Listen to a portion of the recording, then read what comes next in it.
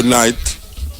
This is the Cutting Edge, and I refer my next Wednesday night. They had Charleston over the weekend, and I totally enjoyed myself, man. Believe you me, I enjoyed myself. Even though I did have one place the whole time. I did have one place the whole day, but I still enjoyed, yes. One you up all of my friend them in a St. Thomas. Yes, all the one them who are my friend, I may not even know them still. I'm a friend them, yes, here. Yes, Charlestown, Maroon Town, a compound. Yes. You know, I see a kind of shift in the vibes and the maroon vibes, yes. I've been there more than one time already, but I see a kind of shift in it, and I like the Taino interjection. I remember IRFM did keep the celebration down how them call that place again? No Bueno or somewhere Bueno, some Bueno. And they had this Taino group there. Well, we see that follow through now up the where we went this weekend, yeah. And we see the Maroon and the Taino. And we're not going to forget now that down at the Ganja Festival in Westmoreland the other day, we saw the Rastafari region and the Native American. And that's beautiful. We love that combination. The Rastafari and the Native American, the Taino and the Maroon, the Marcus Garveyites and the Tainos, indigenous people coming together. It's one struggle, you know. Yes, one enemy, one struggle. This is the Cutting Edge.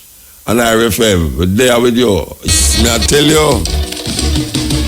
Why the weirdest thing we say, 3 killing will make the headlines in America last year. Big police killings. I mean, like it was the biggest thing in America when it happened. The 3 policemen them get away. Especially the police were shot the youth in the vehicles about 7 times in fire shot in there. After the woman in the car with her little picnic. And the man in there, the man actually tell him, the police say him have a licensed firearm. And him ask the man for him registration paper. And the man go for the registration paper and I say, I'm going for my registration paper. And the man get bombing now and feel say, boy, the man go pull him gun upon him and fire about 7 shots in the car, kill the brother. And get away with it. 3 of them, 3 police get away, and it sounds to me like Jamaica. So I don't know if it's a thing that go on in the Americas where police can really do these things and get away with it. Because I watch a video today where about 3 policemen have a little schoolgirl on the ground with her face down in the ground in a Jamaica. Yeah. What can that little girl do? One of them have a gun, a walk round her, and the other 2 or 3 of them have her down on the ground. A little schoolgirl Rasta. So I wonder if it's murder she commit or she stab a policeman. Would I like know that? Would I like somebody find out that? Where the producer them? Tomorrow the producer them have to go find out that for me personally. Because I can't believe say 3 big Boston Town man in the blue seam, red seam, 3 big man, policeman at that, have a little girl on the wrong Rasta. If you assume a man and the little girl to rat it, I say, what can that little girl do? What can that little school girl do for a 3 big policeman angled away there? What can she, what could she have done? I get tongue twice twisted, you know. What could she have done? For 3 big policemen have done a little girl on the ground, so Rasta. So now, like how the new police head commissioner investigate a whole heap of things now. I feel same should I investigate that thing with the little girl and the police there. The police were holding the little girl. Me see them should I investigate it. That 3 big Boston Town man could have a little girl on the ground, sir. In a school uniform at that. No, sir. It get away when you see them things. That's why I say all the things are going on when we are talking about crime in Jamaica. The police them angle people away. Them not angle certain people, so you know, we know that without a doubt. We not ask nobody that. Them not angle people certain way. Certain people. Them would have never do that to certain people in a certain area. Coming from certain school. But them say, boy, I don't know for frightened.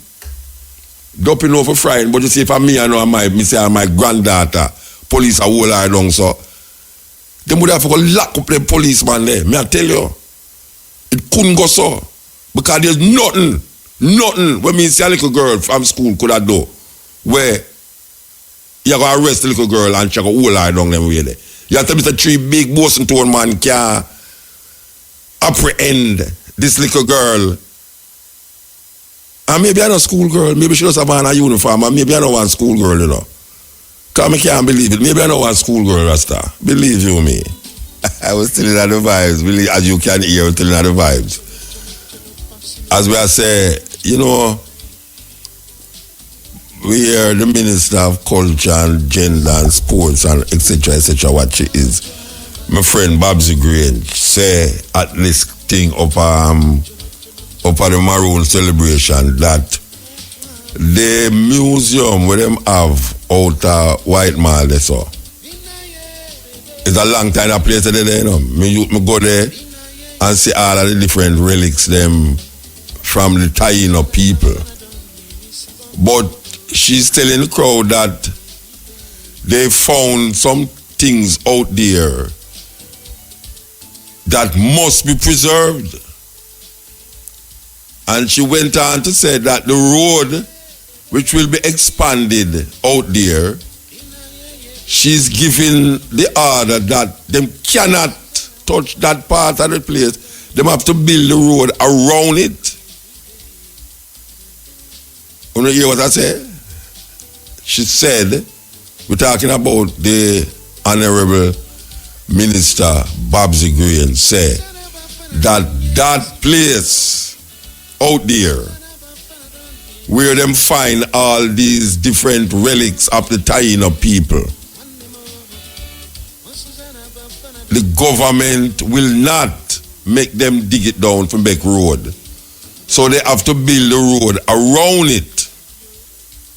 Well, I am going to watch keenly to see if that request that the government is making to whosoever is building the road, I guess it's China Harbour, to preserve the Taino legacy. Because them find some bone out there, according to what she said over the weekend, yeah. And she said that in front of the Maroons, and she said that in front of the Taino representative that was there. And she said that in front of Mutabaruka that was there. So we are very glad to see the linkage that is being made with indigenous people right down here in Jamaica. As we say, we remember that IRFM brought a group of Tainos at that celebration. I think it was the Marcus Garvey celebration too, you know, yes. And then we see now we see the Rastafari bridging them in the Ganja Festival last year at the Native American there, which I thought that was one of the most, I mean, may I tell you that scene with the triple, I don't know if I call it though, the chillum pipe. When female, and that I have on my phone, you know, and that now come off on my phone because it don't think come off on my phone when it go on something else to preserve that. Because that is to be preserved. Where you have a Rasta man, a Rasta woman, and a Native American smoking ganja from the same pipe. From the same pipe. That you never see that in the history. A Rasta man, a Rasta woman, and a Native American in a Negril in front of hundreds of people at Draw Chalice Planet stage with 5 ganja plant as the decor on the stage. The decoration, you can't imagine that. We have 5 ganja plant, living ganja plant, on the stage of decoration, and on the stage, drumming a guan and the chalice a bun. The Rasta man, the Rasta woman, and the Native American. That is good. Then we say the maroon and the taino. That is very, very, very good. May I tell you? That is something to be old when you say the taino and the maroons. Because we must remember that the tainos was here as what we call natives of Jamaica.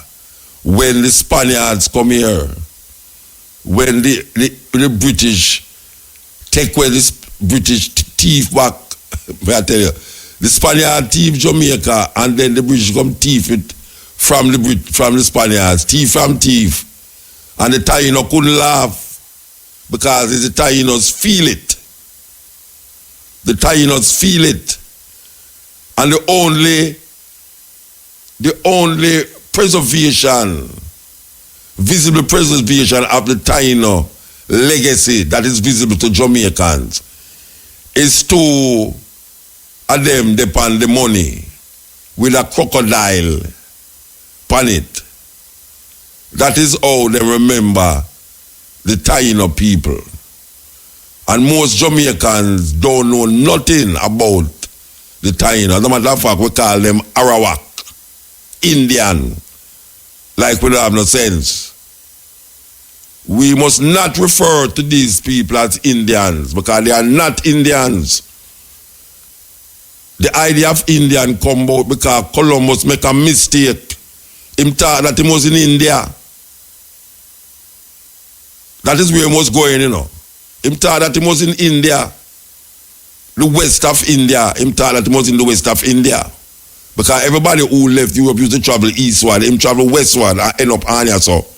And see some people and call them Indian.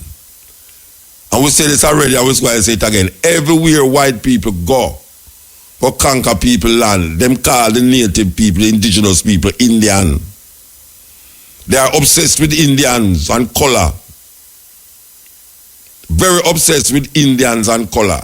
Europeans. Them call themselves white. Them call we black and we hold on upon it.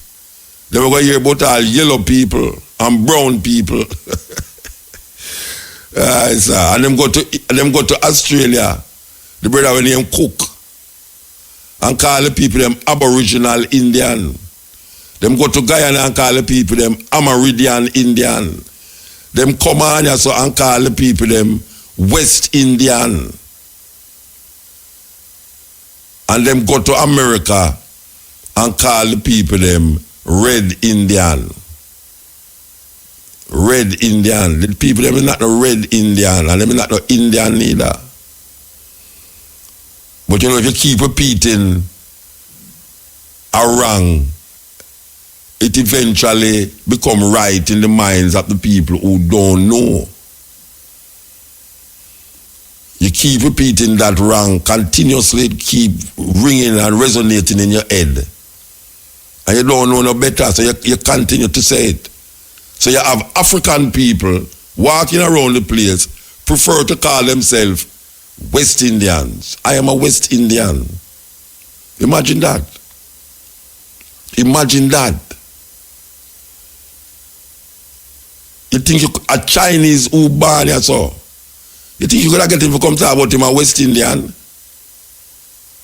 You think you could have get a Chinese to tell him picnic say him is a West Indian? I'm gonna just around the corner and laugh after you. Those Africans who came here is calling themselves Indians. Meanwhile, we who come from China maintain ourselves as Chinese. Them not no Chinese Indian. And we know West Indian. How the hell we still call ourselves, and them keep putting it in books. And the highest authority of education in Jamaica is the University of the West Indies. And who go there? West Indians. Mostly West Indians go there. No African don't go to the West Indies, University of the West Indies. It's pure West Indians go there. And we insist to perpetuate that derogative, I will call it derogative identification on ourselves. We keep identifying ourselves as how the slave master want us to identify. We now take unto ourselves the slave master identification label and calling ourselves West Indian. And if you're in a school and your teacher say, the people them from this part of the world, what are they called? John, tell me John, what are they called? And you say, we are called, and she put it up on the paper, we are West Indians, we are Africans, or we are whatsoever they want to call brown people. If you ever talk about your Africans, you're going to say, you're wrong. We are West Indians. We come from West India, West India. West Indian. We are West Indians. We are from the West Indies. So that makes us West Indians. And you can't get up and say, but miss, I am not an Indian. She could have want to cut off your ear for that. If you do yellow locks. You can't go tell them say you're not West Indian in that school because it is written in the European books that we are West Indians. Even the Africans, them who came here, are West Indians. It's a logical thing. This is the Indies, this is the West Indians, it's like, oh, this is the Americans. And we don't hear nobody say we are Americans. How that possible? We are in the Americas. The Caribbean islands is identified as the Americas. But we don't hear nobody say we are American. Because if you go say you're American, I'm going to say, where your visa there? The only people them who is Americans is the people them in the United States of America. And that is not what they say. But most of us don't even know that this is the Americas. So it follows logically, if we are from the Americas, we are Americans. But you can't go to America airport and tell them that. You can't land at the airport and tell them say you're American. Them say, which part you come from? Jamaica. Them say you're Jamaican, you're not American. Then how come me be an Indian and me no West Indian? Me no come from West India, me a West Indian. Me come from the Americas, but me can't call myself American. How that possible? Them want you to identify yourself based upon what them want you to identify yourself as. So when them say West Indian, we can't fight that because you're going to look like you're an idiot. If you pick the guy at school and say them is not West Indian, you're going to hear, what you mean you're not West Indian? Were you born in Germany? Were you born in Czechoslovakia? Why are you saying you're not a West Indian? Were you not born in Jamaica, Trinidad, Tobago, this, that? The majority of people in Trinidad is West Indian because the majority of people in India is Indians. Yes, the majority of the population is Indian. Them is West Indian. I know West Indian. And we should resent and resist that term. And the teacher them in the school, them should be ashamed of themselves for keep perpetuating those false identification on the people them and the children them and keep repeating the same lie. Total lie. We are not West Indian. We're not West Indian. Just like how the name Taino is now bounced about. Because when I was going at school, I never know nothing about no Taino or what me know about. Or what me know about. But now we come find out that them prefer to be called Tainos. Tainos. They was here. And the Europeans come here and looking for gold. And because them can't find no gold, them send out some out there, and anyone when they come with no gold, them chop off one of them hand from the wrist. You never know that. Yeah, man, them chop off them hand from the wrist. You must go out there go get gold and find gold. And them take them, some of them and carry them go back on the ship to come show off in a cage. Just like them do the African woman from South Africa. It's Nelson Mandela demand that them bring back the woman body to South Africa because them have her in a cage. They did have this African also in a New York bounce about in a cage that white people can. Boy, may I tell you, this is the cutting edge, and I want to tell you something tonight you don't want to miss what we're going to have on the plate tonight I serve you. Because we know that white supremacy is on the rise again. It was on the rise when Obama was there, but more so now when Trump is here. White supremacy. People don't want to say it, but before ISIL, before Al-Qaeda, before this terrorist group that is terrorizing the world now, black people was terrorized by a group from America named the Ku Klux Klan. America's first terrorist group terrorizing black people, Jews, and all of these little people what them call not of God is not people. The Jews and African people were terrorized. These are terrorists. Them still exist in America. America have them own terrorists. But these terrorists now terrorize black people especially from them time until now, and the rise of these white supremacist group is getting more and more.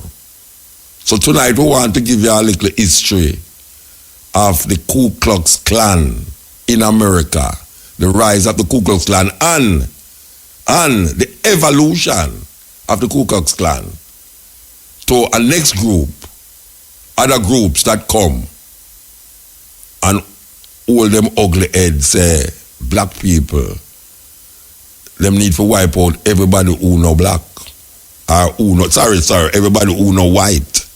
And we are talking about white, we are talking about like how Hitler say, because them man they love Hitler. The man they take the Hitler sign and them have the swastika and them just eat. So we want to give you a little history so we know say you're not going to sleep because a whole heap of people, I know a lot of people believe say, Mutata with the Ku Klux Klan, them think a long time thing, no. As a matter of fact, the tape we make now, the tape we play now is in at this time right there. The tape is about 2 years old. So you must know. And the incidents them in there, you go hear them all mention Obama, so you must know that's just the other day.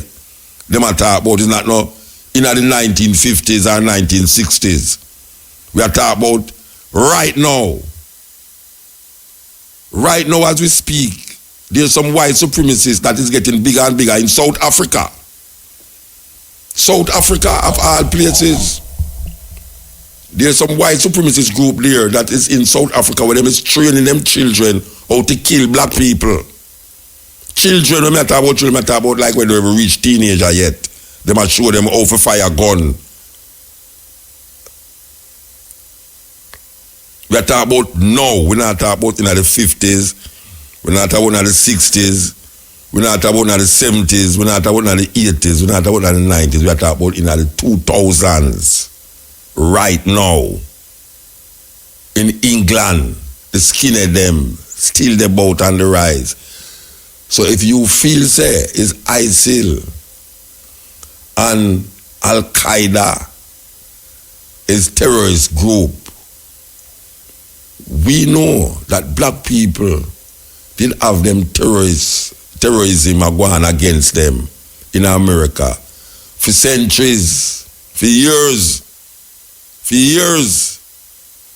black people get lynched by white supremacists in America. So it's not no like say long time thing. Right now, it's not no long time thing. When people are talking about them thing, they gone for a long time now. You know, it's a black man, Obama, a black president. Obama is a black president. Of course, Obama is a black president. But them know Obama couldn't stay there for more than 8 years. So them have a white man, you know, white, till him can't white no more. You understand? White supremacy is on the rise in America. This is the cutting edge. Yeah, this is the cutting edge on RFM there with you. We want to turn over the program to Miss Clark, Pat Clark. Welcome to Jamaican Roots and Culture. I'm Pat Clark. Superstitions govern many aspects of Jamaican life. Not surprisingly, the cultural influence most often cited is African. What may be unrecognized, however, is that the era with the strongest retentions surrounds death and include burial practices. Most of those beliefs are born out of fear of the unknown, fear of what happens after death and how it can affect the living. Many of the traditions surrounding death are carried out because it is believed that they will protect those left alive from the wrath of the spirit of the dead, known in Jamaica as the Duppy. If you want to hear Duppy love, let me tell you now, come a riverside Sunday man. Many Jamaicans believe that when a person dies, his soul goes to heaven but his spirit stays for a while. Wakes or setups are held on the 9th night following the death of a person. Even before someone dies, Jamaicans believe that there are certain omens of death, including the unusual crying of animals and the howling of dogs. If a cock crows inside a house, this is a sign that someone will die. Similarly, the sudden occurrence and abrupt end of a rain shower on a clear day and a loud knock on the door or roof for no apparent reason are taken to mean death is imminent. If two people say the same thing at the same time, it means they will die together. It is believed that if you add to a house or cut down an old tree, you must kill a goat or a chicken and shed the blood to prevent the death of someone in the house. If someone dies, all the mirrors in the room of the dead must be covered so as to prevent the reflection of the living from being cast upon the dead. This prevents the living from pining away.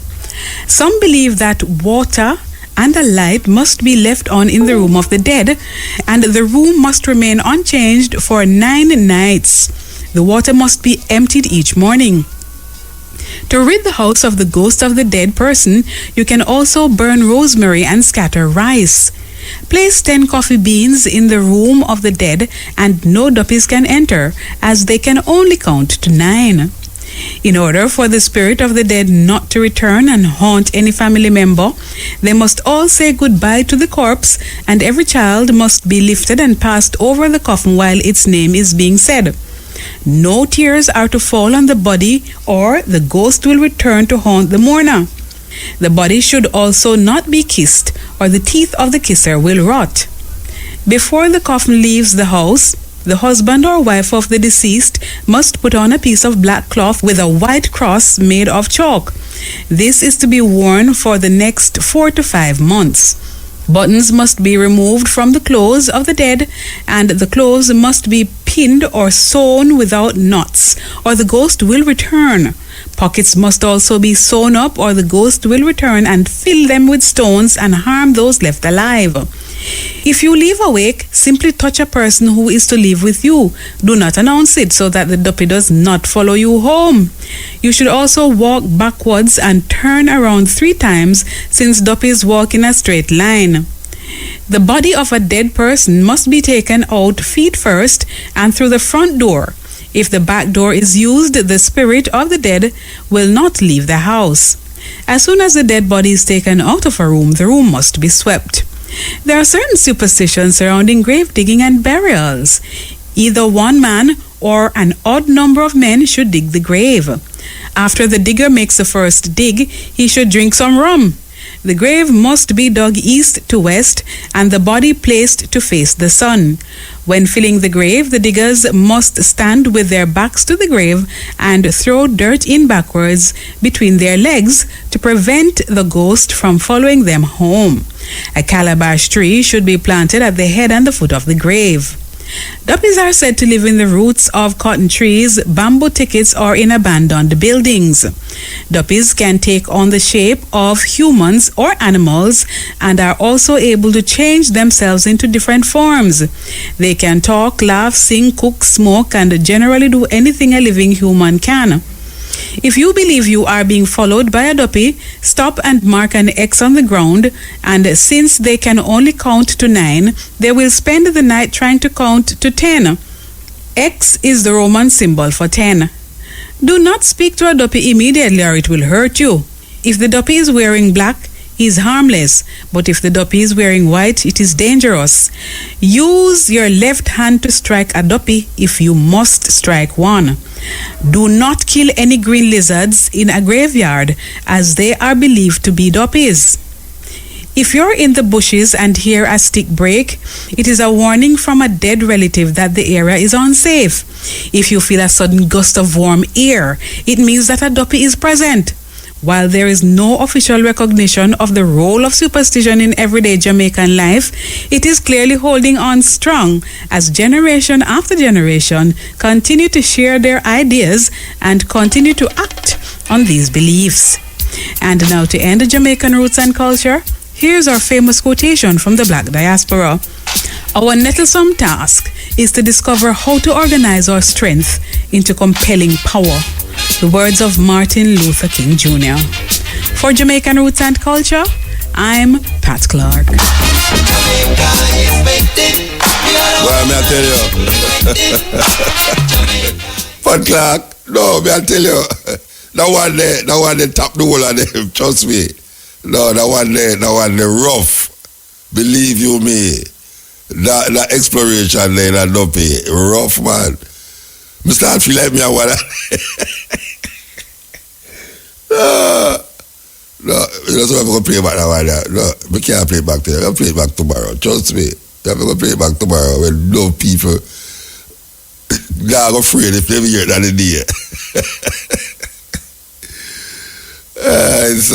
No, believe you me, superstition is something else, man. Every group of people have some superstitious thing about them, you know. And you know, so all about them thing there embedded in a fear, you know. Fear of the unknown. Yes, when you don't know something, you know, anything goes. You conjure up all things that don't exist. Fear. The greatest fear is fear itself, man. The greatest fear is fear itself.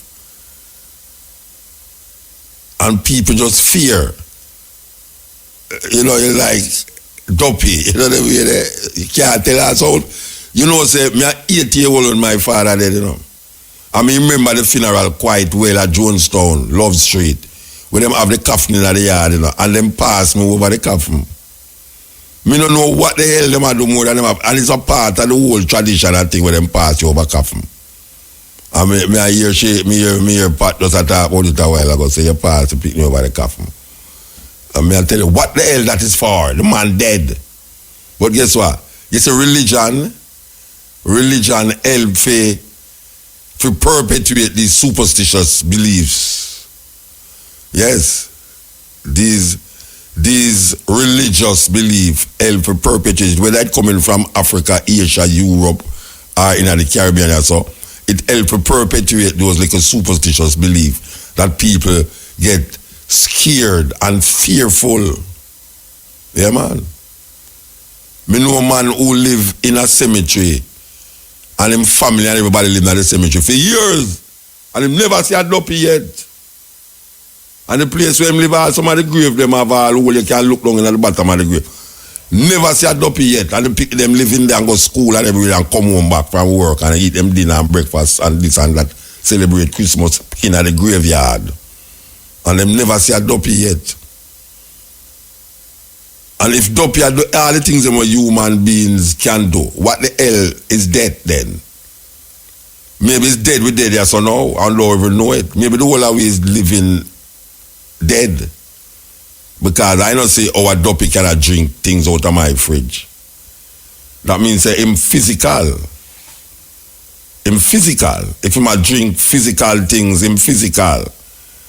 Because my perception of Dopey, if he might drink milk, it's supposed to run right out and drop on the ground. He's not supposed to can hold a back in him hand. Or she. The Dopey is supposed to can hold back. And the Dopey is supposed to can walk through wall. But they might tell you, say, well, right, Muta, you're seeing things with the physical eye. You must see it with the spirit eye. Well, I don't want to see those things with the spirit eye, Because the only thing I'm afraid for at night time, is to see a man come on with an M16 gun, point at me. That's what I'm afraid of. I see a Dopey, I go laugh, and run him. Because Dopey can't frighten Dopey. I just saw it go. This is the cutting edge. Yes, this is the cutting edge on RFM. So we'll tell you, say we're going to play this tape. I want you to listen to it because, as I say, it's not no historical tape, It's a tape where I tell you about now. Like right now. It's not no historical tape. Okay? It tell you about history. But it links the history with what is happening now in America. All right, here we go.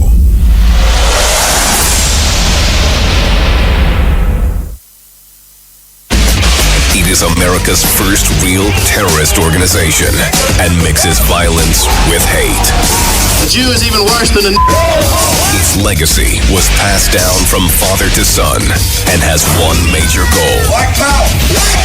White power. Jews are like parasites.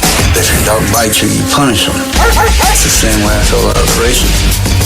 An extreme new generation has taken up the KKK's radical message. I'm the big bad racist and hater.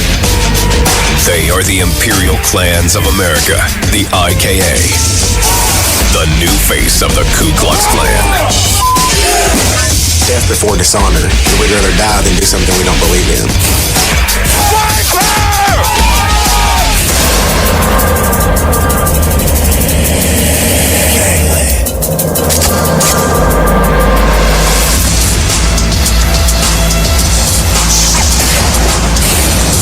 Louisville, home of the Kentucky Derby. From its luxurious mansions to the banks of the Ohio River, it's the perfect picture of Southern charm. The fighting spirit of the South is seen in every corner, where the Confederate flag symbolizes rebel pride. But a darker force lies just out of sight in the resurgence of an infamous brotherhood, the Ku Klux Klan. The Klan, of course, is the oldest terrorist group in this nation. Founded in the 1800s, the Ku Klux Klan, or KKK, exists in 39 states of the Union and has over a dozen chapters overseas. They take their name from the Greek word kuklos, meaning circle, and the Scottish word clan, meaning family. Where everybody's just a half-breed running around the country. And nobody's white, nobody's black, nobody's Mexican, everybody's half, all this. You look at the Klan, and it pretty much comes down to guttural hatred. These Klan groups tend to attract people with all kinds of problems, typically kind of brimming with anger. We don't put up with swears. We don't put up with Jews. We sure damn ain't gonna put up with you. Rock power! 34 chapters now claim the Klan's mantle. One of the KKK's strongest factions is the Imperial Clans of America, or IKA, holding rank as the second largest Klan organization in the United States. Like the Klan, the IKA considers itself a Christian organization and says the Bible backs up their hateful beliefs. The Bible forbids in many places on race mixing, and Christ himself forbid it. And if we continue to do it, there won't be a right race. The Bible's not meant for the Asian or the Mexican or the mongrel or the Negro or any other race. It's the white race. IKA's headquarters are here, secluded in the wooded hills of Kentucky outside Louisville. Known as the Compound, it's the center of IKA activity. This is where I live. Ron Edwards is the co-founder of the IKA.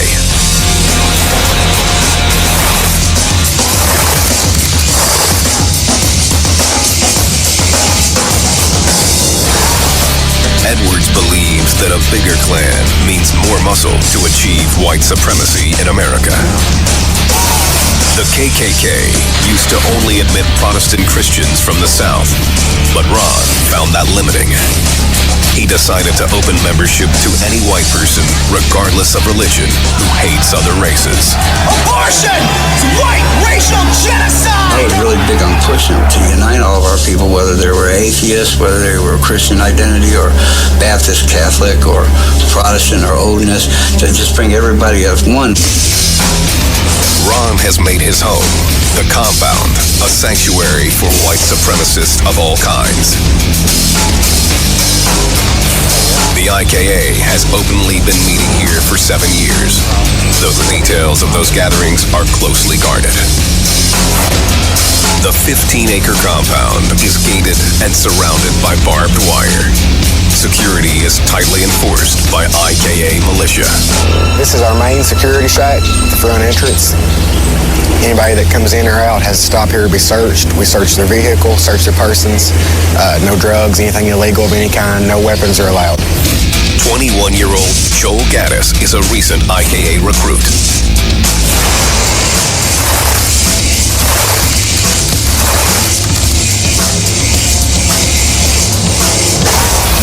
Raised Methodist, Joel joined the Klan at age 19. He was attracted by Ron Edwards' open philosophy. I had looked through some different groups. I like the IKA's ideals and beliefs the most. He quickly climbed the ladder of the IKA to a position known as Nighthawk.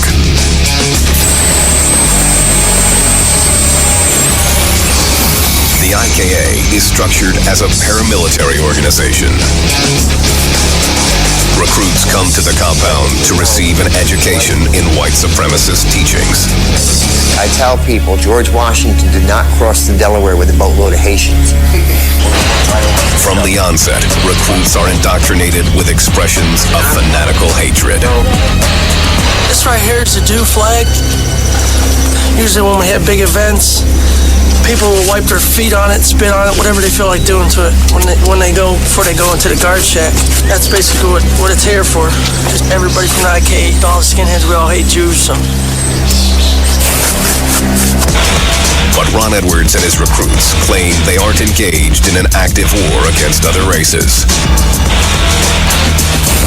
And that the old-style lynchings and terrorism aren't their mission. We're not the Klan back in the 20s, the 40s, 60s, or 70s. The IKA has never, ever told anybody to go out there and kill somebody or hang somebody. We're not out here beating people. We're very nonviolent, but if pushed, we can be.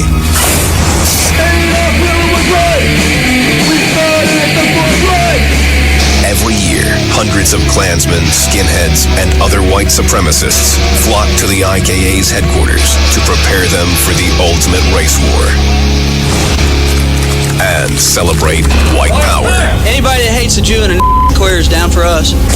In a 3-day event called Nordic Fest. IKA recruiters actively work the crowds, selling them on the Klan's new face. Let's keep recruiting so that if they do decide to mess with us, we can take out more of them. It's really been considered the Skinhead Klan. 27-year-old Jared Hensley used to be one of those recruiters.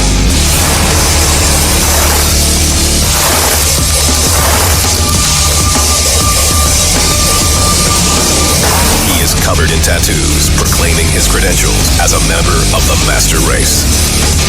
I got this Klan fiery cross, and then got the German eagle holding the swastika, the SS bolts. A native of Ohio, Jared first came in contact with the Klan in 2001 and was intrigued by Ron Edwards' progressive doctrine. They had both parts in there, it was the skinhead and the Klan into one organization, so that's what appealed to me. That same year, Jared joined the IKA and became one of Ron Edwards' most dedicated and trusted members. But his support of the IKA's vision would take a violent turn on a southern summer night. Brandenburg, Kentucky, 40 miles outside of Louisville. It was July 2006. Jared Hensley and 3 other Klan members, Andrew Watkins, Josh Cowles, and Matt Roberts, were aggressively recruiting new IKA members at the Meade County Fair. All 4 of these individuals had criminal records. 3 of them had records for violent assaults on people.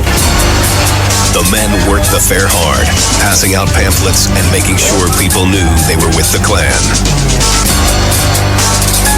As they recruited, they noticed a teenaged couple having an argument. To the Klansmen, the girl looked white, but her boyfriend, 16-year-old Jordan Gruber, looked Latino.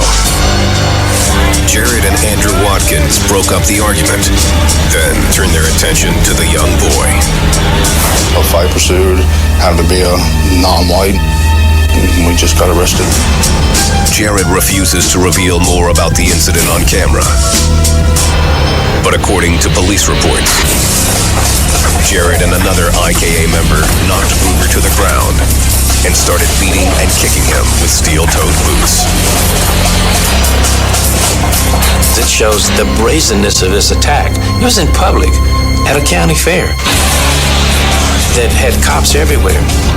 Morris Dees is the founder of the Southern Poverty Law Center, or SPLC.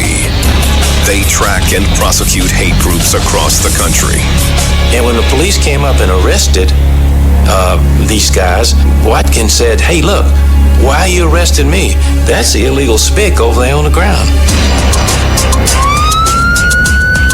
Gruber was taken to the hospital with a broken jaw and arm, cracked ribs, and multiple cuts and bruises. Back at IKA headquarters, Ron Edwards was called and told about the attack involving his members. I didn't know that they were there.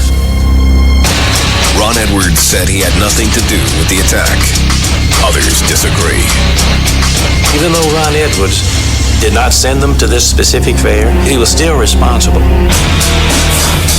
What happened next would threaten the IKA's very existence. Louisville, Kentucky. Home to the most exciting 2 minutes in horse racing. Home also to a new faction of the Ku Klux Klan, known as the IKA, Imperial Klans of America. The group has combined some of the KKK's oldest traditions with its own philosophy. The white race must be preserved and protected. The white race is the only race that has tried to breed itself out of existence. The Bible forbids in many places on race mixing, and if we continue to do it, there won't be a white race. This radical solidarity and fervent belief that only white makes right directly links the modern IKA to its hooded forebears. The KKK dates back to the Civil War. In 1865, it was founded by veterans of the Confederate Army in Tennessee. They fought against Reconstruction and any form of equal rights for blacks. The Klan's base grew in the southern U.S. and became notorious for lynchings, arson, and assaults. The Klan was responsible for, on the one hand, rolling back radical Reconstruction. Legislation, essentially making the imposition of Jim Crow laws possible. In 1871, the KKK was outlawed by Congress and went into hiding. But it resurfaced after World War I as European immigrants poured into the U.S. In the 1920s, it became very powerful politically, not only with regard to black people. Of course, the Klan in the 20s grew to a membership of almost 4 million people. As the Klan grew, so did its lust for violence. May 31st, 1921, Tulsa, Oklahoma. A black man was accused of attacking a white woman. An angry mob, including Klan members, stormed an all-black neighborhood and began looting and burning businesses and homes.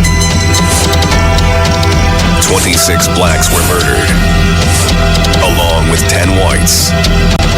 35 of Tulsa's city blocks were left in ruins. Less than 3 months later, the KKK held its first public rally in Tulsa. The Klan's numbers dropped during the Depression and World War II, but resurfaced during the civil rights movement of the 50s and 60s. The Klan justified its actions with the worst racist stereotypes. Negroes were raping a lot of white women, and basically they were making a farce out of the Southern way of life and doing a lot of bad things. By 1963, Klan membership had reached an estimated 30,000 members. That same year, the KKK firebombed a Baptist church in Birmingham, Alabama, killing 4 young girls. The crime shocked the nation, causing the FBI to target the hate group. By 1974, the KKK's numbers plummeted to 1,500. But that didn't stop the Klan from unleashing another brazen act of terror. In 1981, 2 Klansmen in Mobile, Alabama, abducted and lynched a 19-year-old black man in retaliation for the unsolved murder of a white policeman. The public was horrified. The Klansmen were brought to trial and found guilty. One was sent to prison for life. The other executed. Across the country, the KKK's membership dropped again. It is a scattered collection of little tiny groups, some 34, 35 different named Klan organizations, all of which say, we are the one true Klan and these other ones are all interlopers and fakers.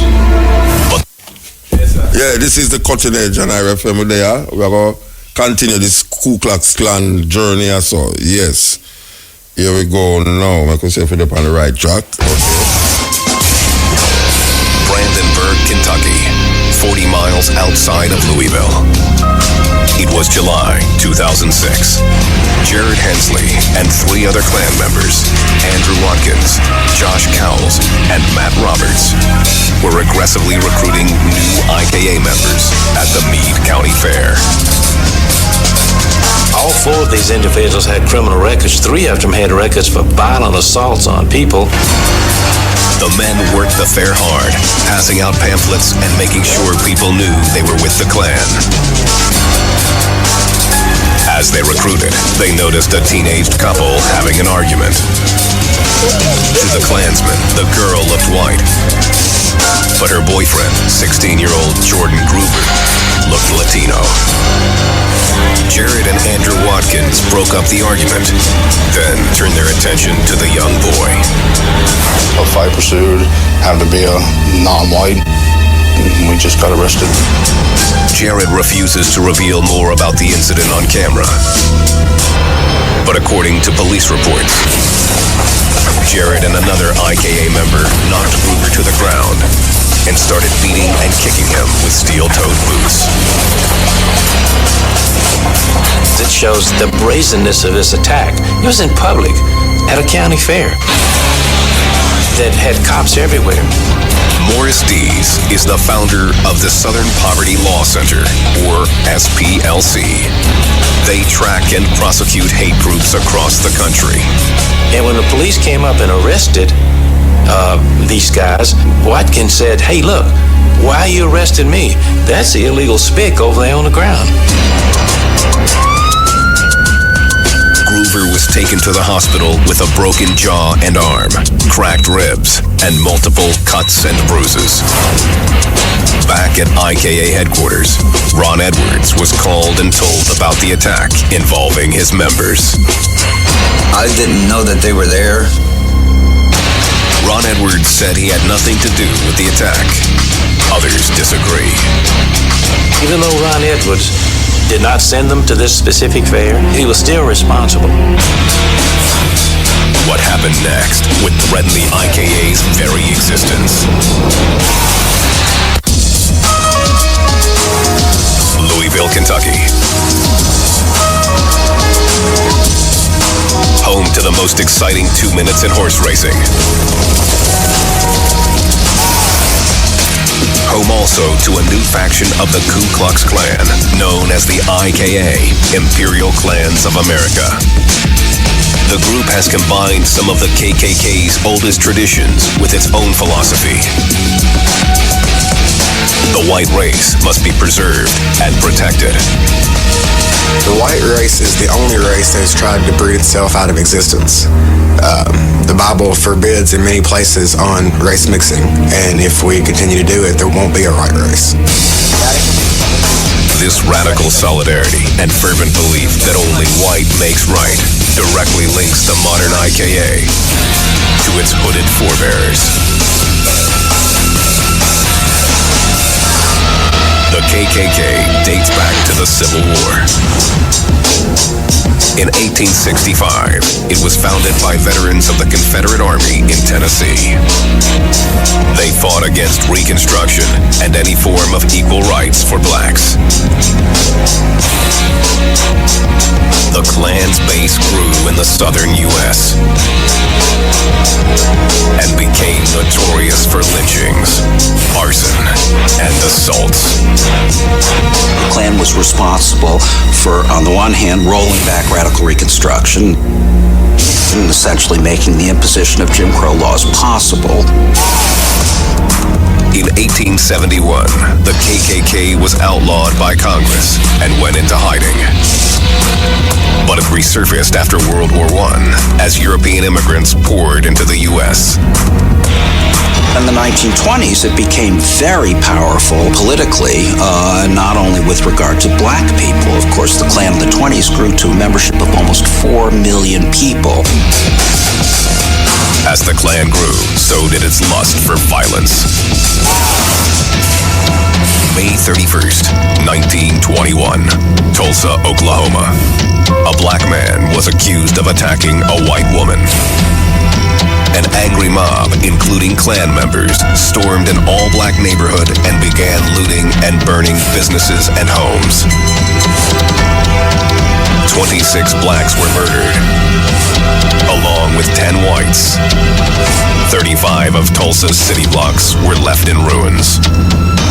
Less than 3 months later, the KKK held its first public rally in Tulsa. The Klan's numbers dropped during the Depression and World War II, but resurfaced during the Civil Rights Movement of the 50s and 60s.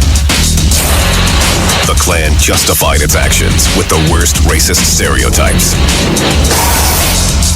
Negroes were raping a lot of white women, and basically they were making a farce out of the Southern way of life and doing a lot of bad things. By 1963, Klan membership had reached an estimated 30,000 members. That same year, the KKK firebombed a Baptist church in Birmingham, Alabama, killing 4 young girls. The crime shocked the nation, causing the FBI to target the hate group. By 1974, the KKK's numbers plummeted to 1,500. But that didn't stop the Klan from unleashing another brazen act of terror. In 1981, two Klansmen in Mobile, Alabama, abducted and lynched a 19-year-old black man in retaliation for the unsolved murder of a white policeman. The public was horrified. The Klansmen were brought to trial and found guilty. One was sent to prison for life. The other executed. Across the country, the KKK's membership dropped again.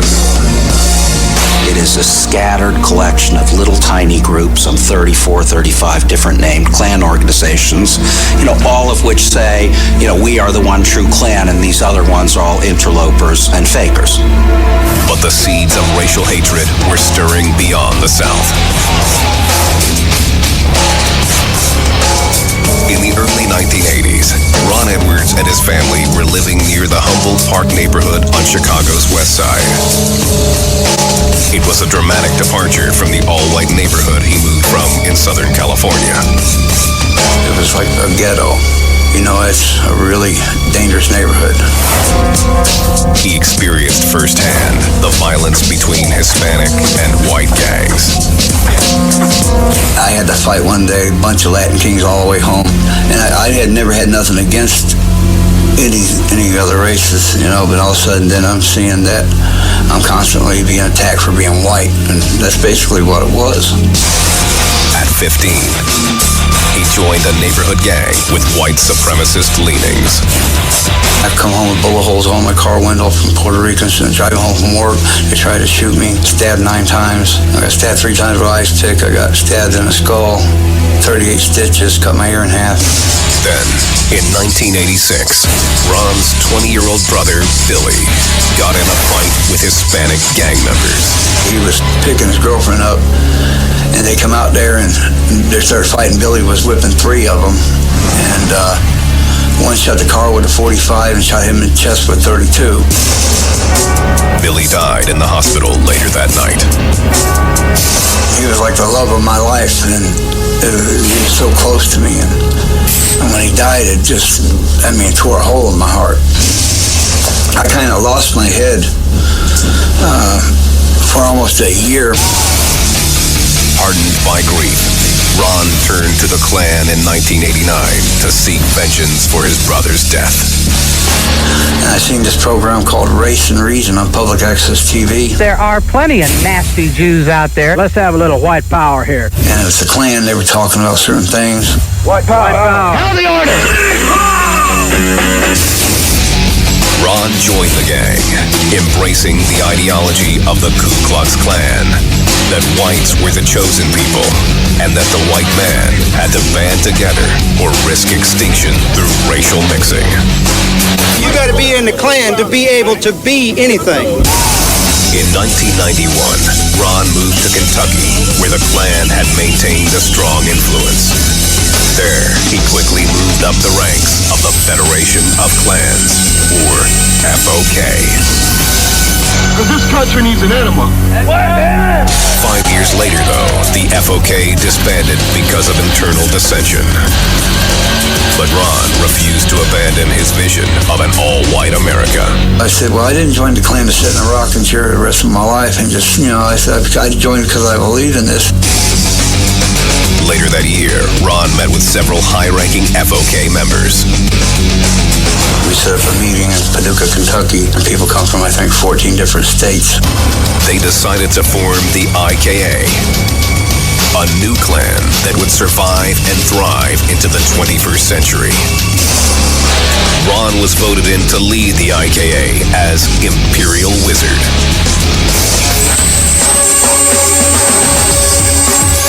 He immediately implemented his doctrine for the new Klan. Ron believed there was strength in numbers. He convinced his fellow Klansmen that all white supremacists should join together under the IKA banner. I kept telling them we have to have unity. We have to have unity. We'll take neo-Nazis, conservative, Klan, whatever. It's that all whites should work together as a main goal. In September 1997, the IKA went public with a rally in Eddyville, Kentucky. But Ron had a vision to take the public face of the IKA and move it underground. If you hold a public rally, it's not doing no good. It just makes you look bad. So if you have a private rally, you control who comes.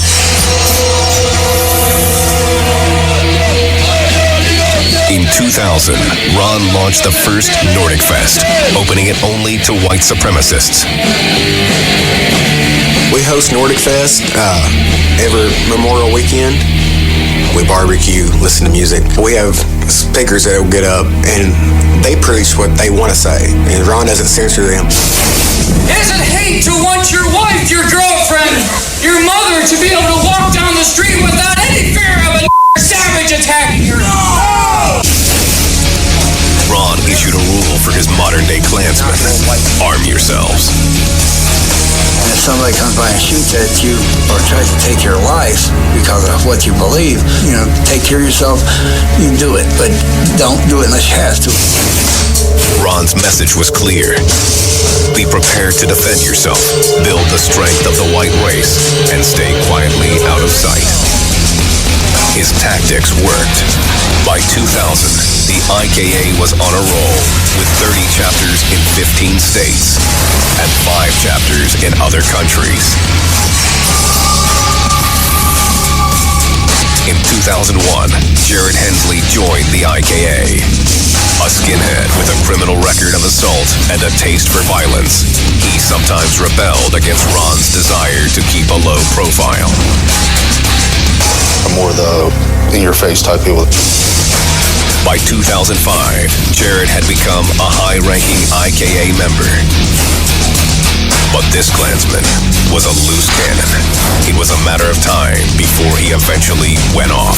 Had not the police come up and stopped them, it probably would have killed him.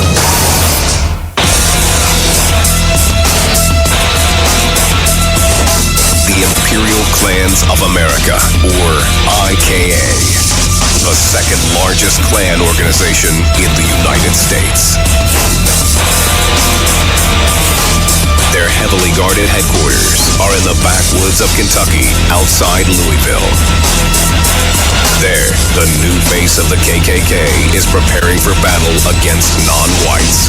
Sooner or later, this country is going to have a civil war here. And we're probably picking up more members than normal because of certain situations, whether it's immigration or Obama. Country's in a powder keg state right now. Everything's so tense that the slightest thing could set off even a race war. All the groups will go up. The new Klan believes its ultimate enemy is a shadow government run by a Jewish group called ZOG. ZOG stands for Zionist Occupied Government. That is the belief that the Jews run the government and the federal bank and media control the country. Why do you hate me? The IKA thinks that the white race is under attack, and they must band together to destroy ZOG, or they will face extinction.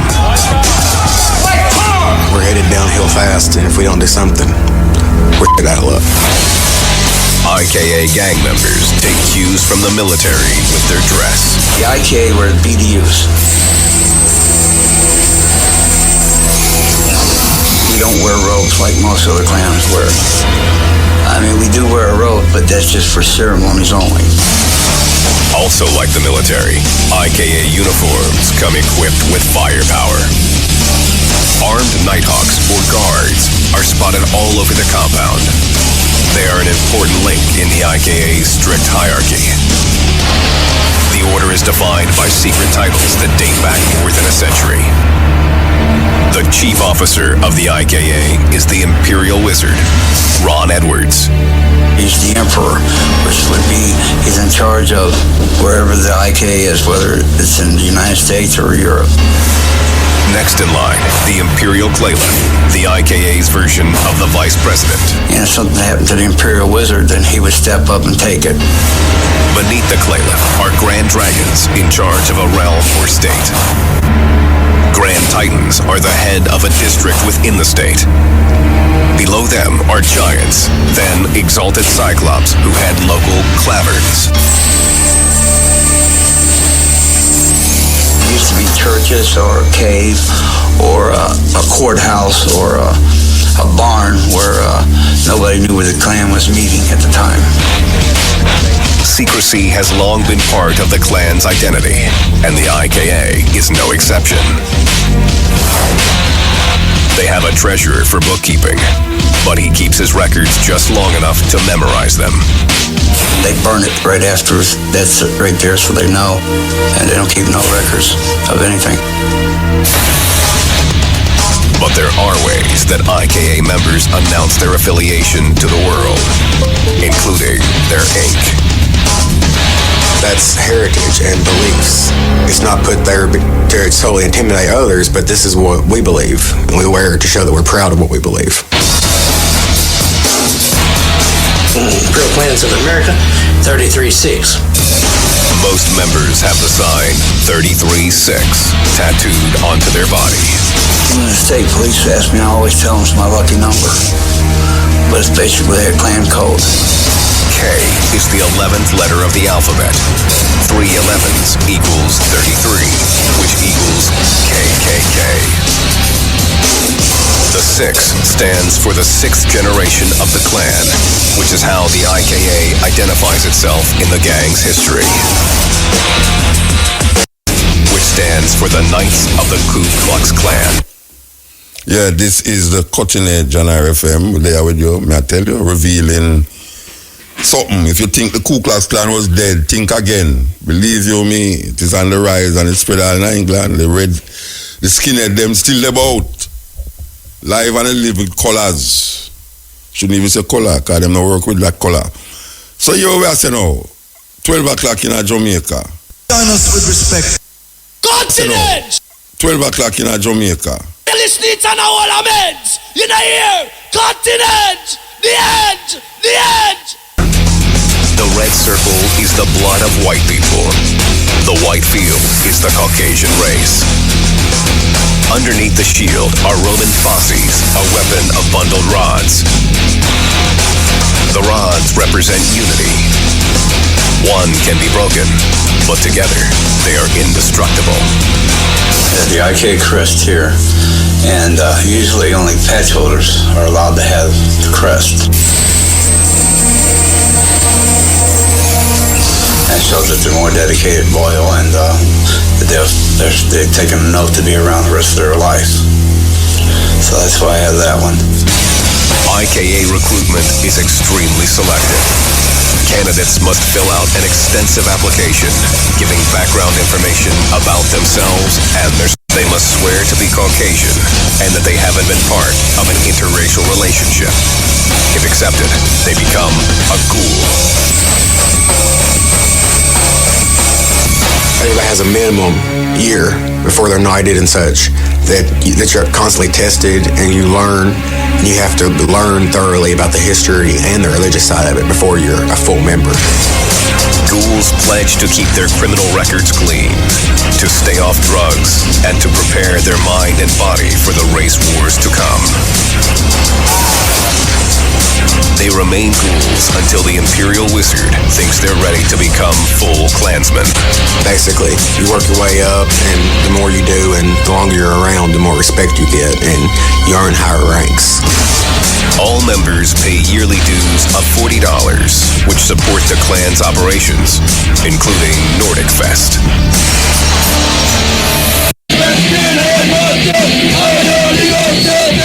For 3 days, skinheads, Aryan Nation members, white anarchists, and other Klansmen from all over the country live in a makeshift village. Death and bloodshed are coming. The merchandise for sale here preaches messages of hate. The fest is billed as a family affair that includes children. We'll have 20, 30 kids out here sometimes all playing. Everybody brings their kids.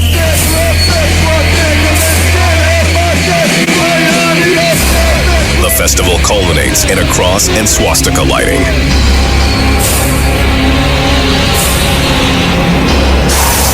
Klansmen line up, single file. The ritual ceremony is considered. We stand in this circle to illuminate the light of Christ's word. Keeper of the flame.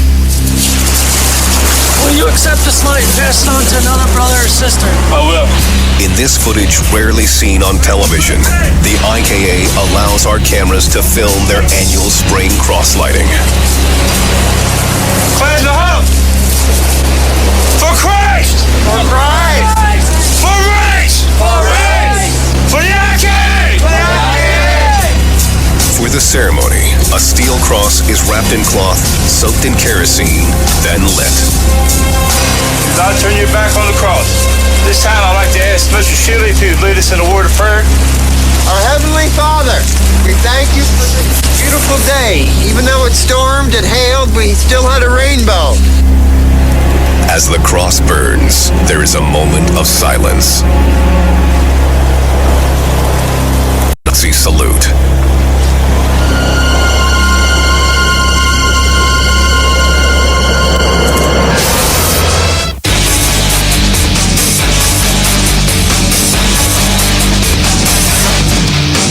The Imperial Clans of America. The IKA. One of the country's most powerful white supremacist groups, and the new face of the Ku Klux Klan.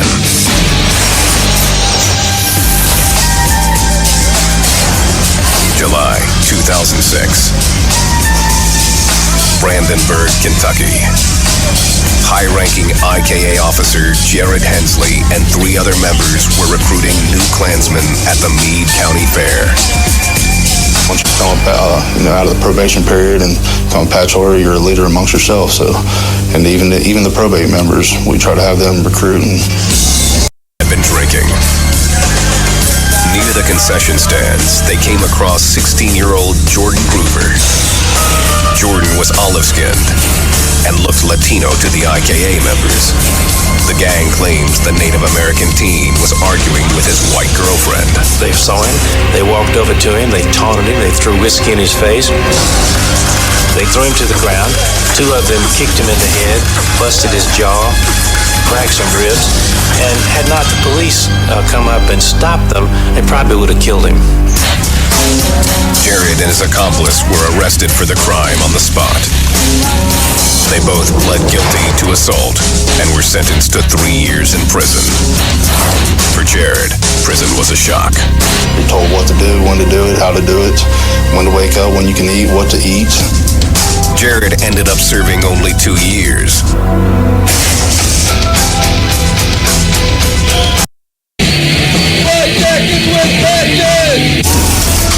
In 2007, Morris Dees, founder of the SPLC, brought a civil suit against the Imperial Wizard and IKA founder Ron Edwards on behalf of Jordan Groover. It sought $6 million in damages. The SPLC claimed that the IKA had instigated the attack by taking in young men with violent records, poorly training them, and then encouraging them to do violence.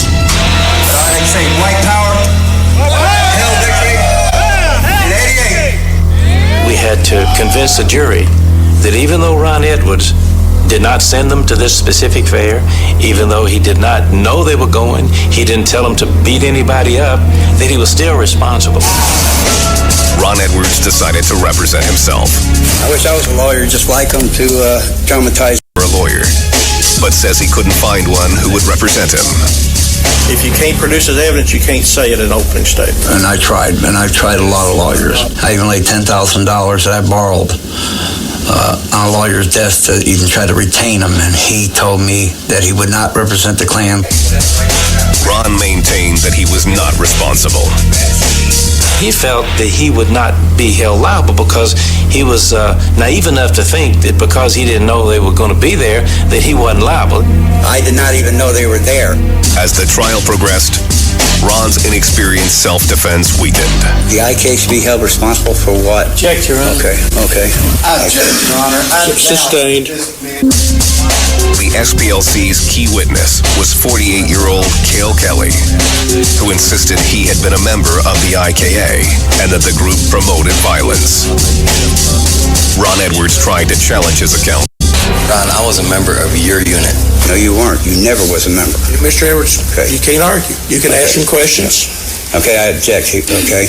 You can't object. You can ask him questions, and you have to take his answer.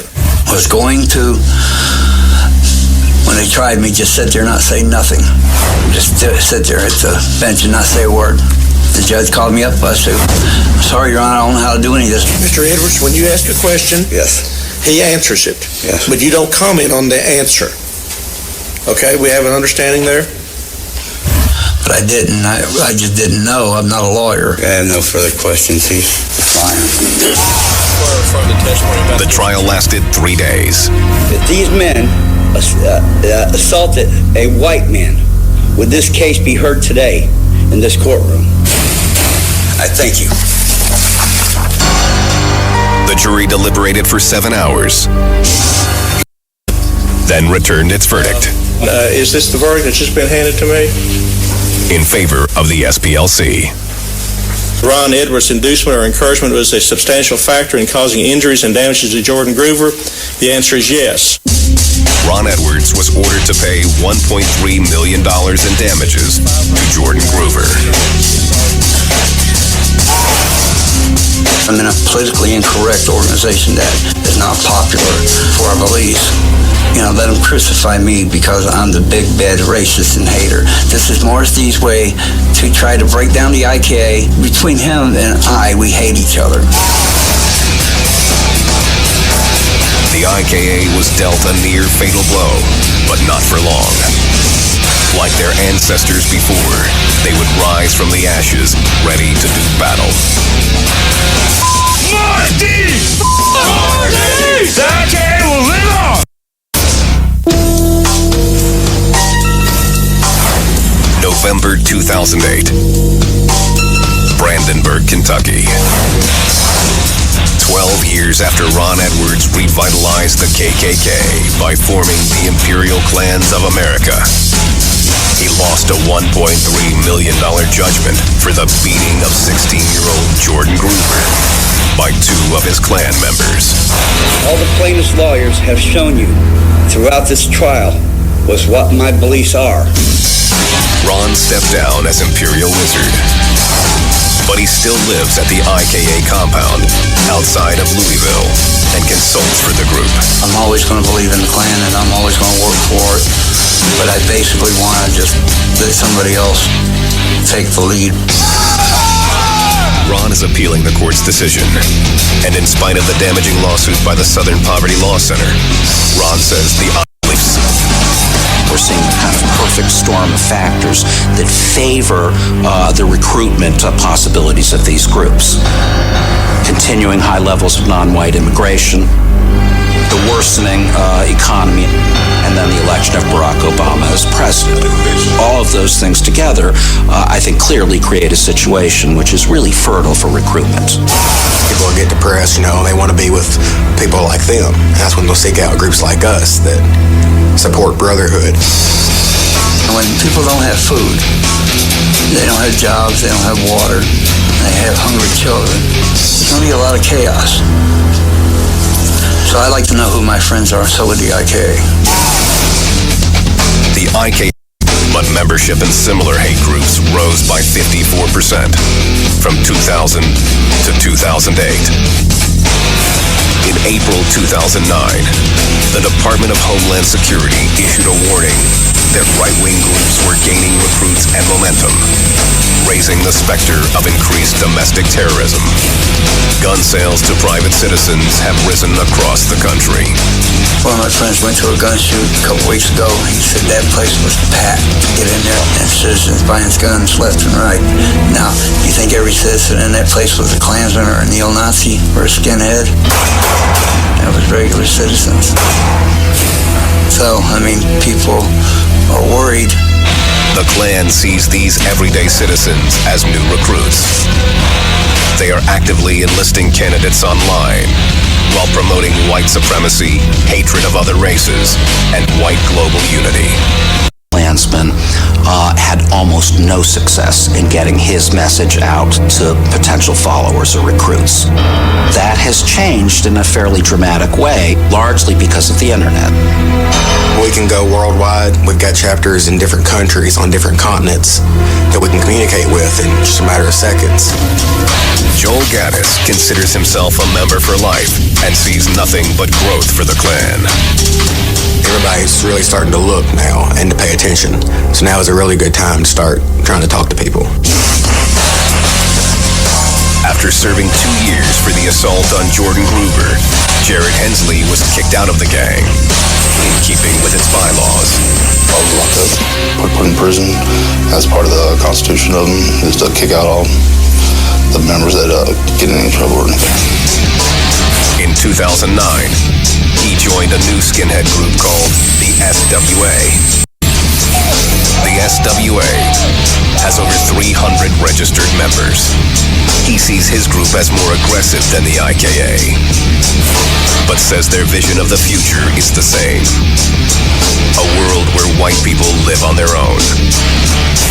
Nice white families living on land, tilling your own land and getting your own farms together, plowing your own land, slaying your own food, without a crime, without any worries in life.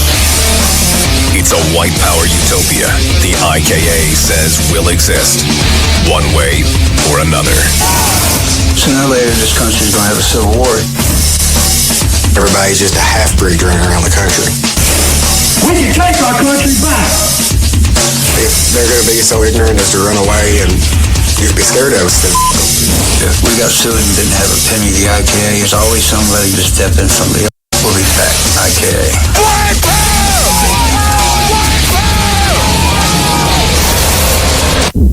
REFM, thought-provoking, always smoking, lyrics like a bazooka. You are listening to Mutabaruka. Continent with Mutabaruka. We are listening to our meds. You know here. Continent. The end. The end. I'm forward it, we can't bother play there. May I tell you? The more things change, the more them remain the same. So when we attack on the radio, them we hear, and people say, we're living in a new time now and a new dispensation now. Those things that you're talking about is long time thing. Them things that happen again. See a black president now, and say black people do this and black people do that. Look here. The power of the world economically, politically, socially, sexually, and all the other alleys them you can go into is controlled by one group of people. The richest, I can tell you, man, the three richest, and what about the richest? Trillionaires, the Rothschild, control most of the banking system round the back. You have Bill Gates, you have Buffett. I mean, really, when you look on how the world set now, the economical, political, social, sexual, religious is controlled by white people. That's why when we talk about racism, we have to watch how we use the term racist. And I talk about reverse racism. Racism and prejudice is two different words. Racism and prejudice is two different words.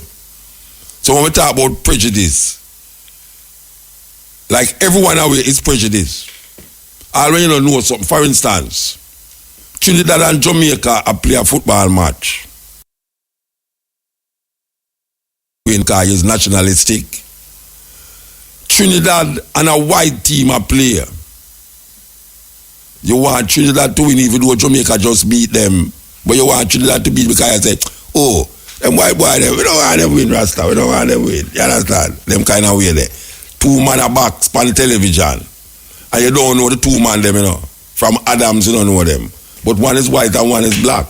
You instinctively want the black man to win. That is prejudice. Racism, on the other hand, is where one nation use power to decide the other nation's means and methodology.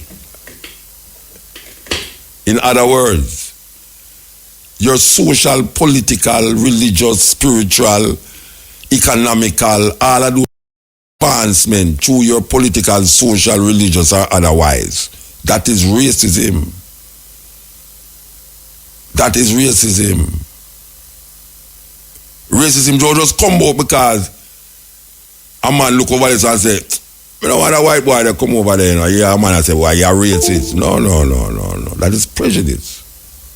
Just like one man and say, "Boy, right now, we don't want a no teeth girl, You know, see it. Me don't want no girl come hold on for me with them whole heap of make down for them face. You know them way there. It's a prejudice thing. You know, see it. But when a man know I go say, you see, you economically decide.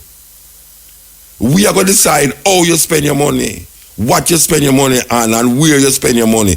That is in relationship to one group of people who is white defining a next group of people who them call black. You don't have no power over white people. At least we don't have no power over white people to decide them economical, social, political well-being. We do have that power. Understand? So we have to really start through this thing about racism and racism. Haile Selassie, I will keep quoting it.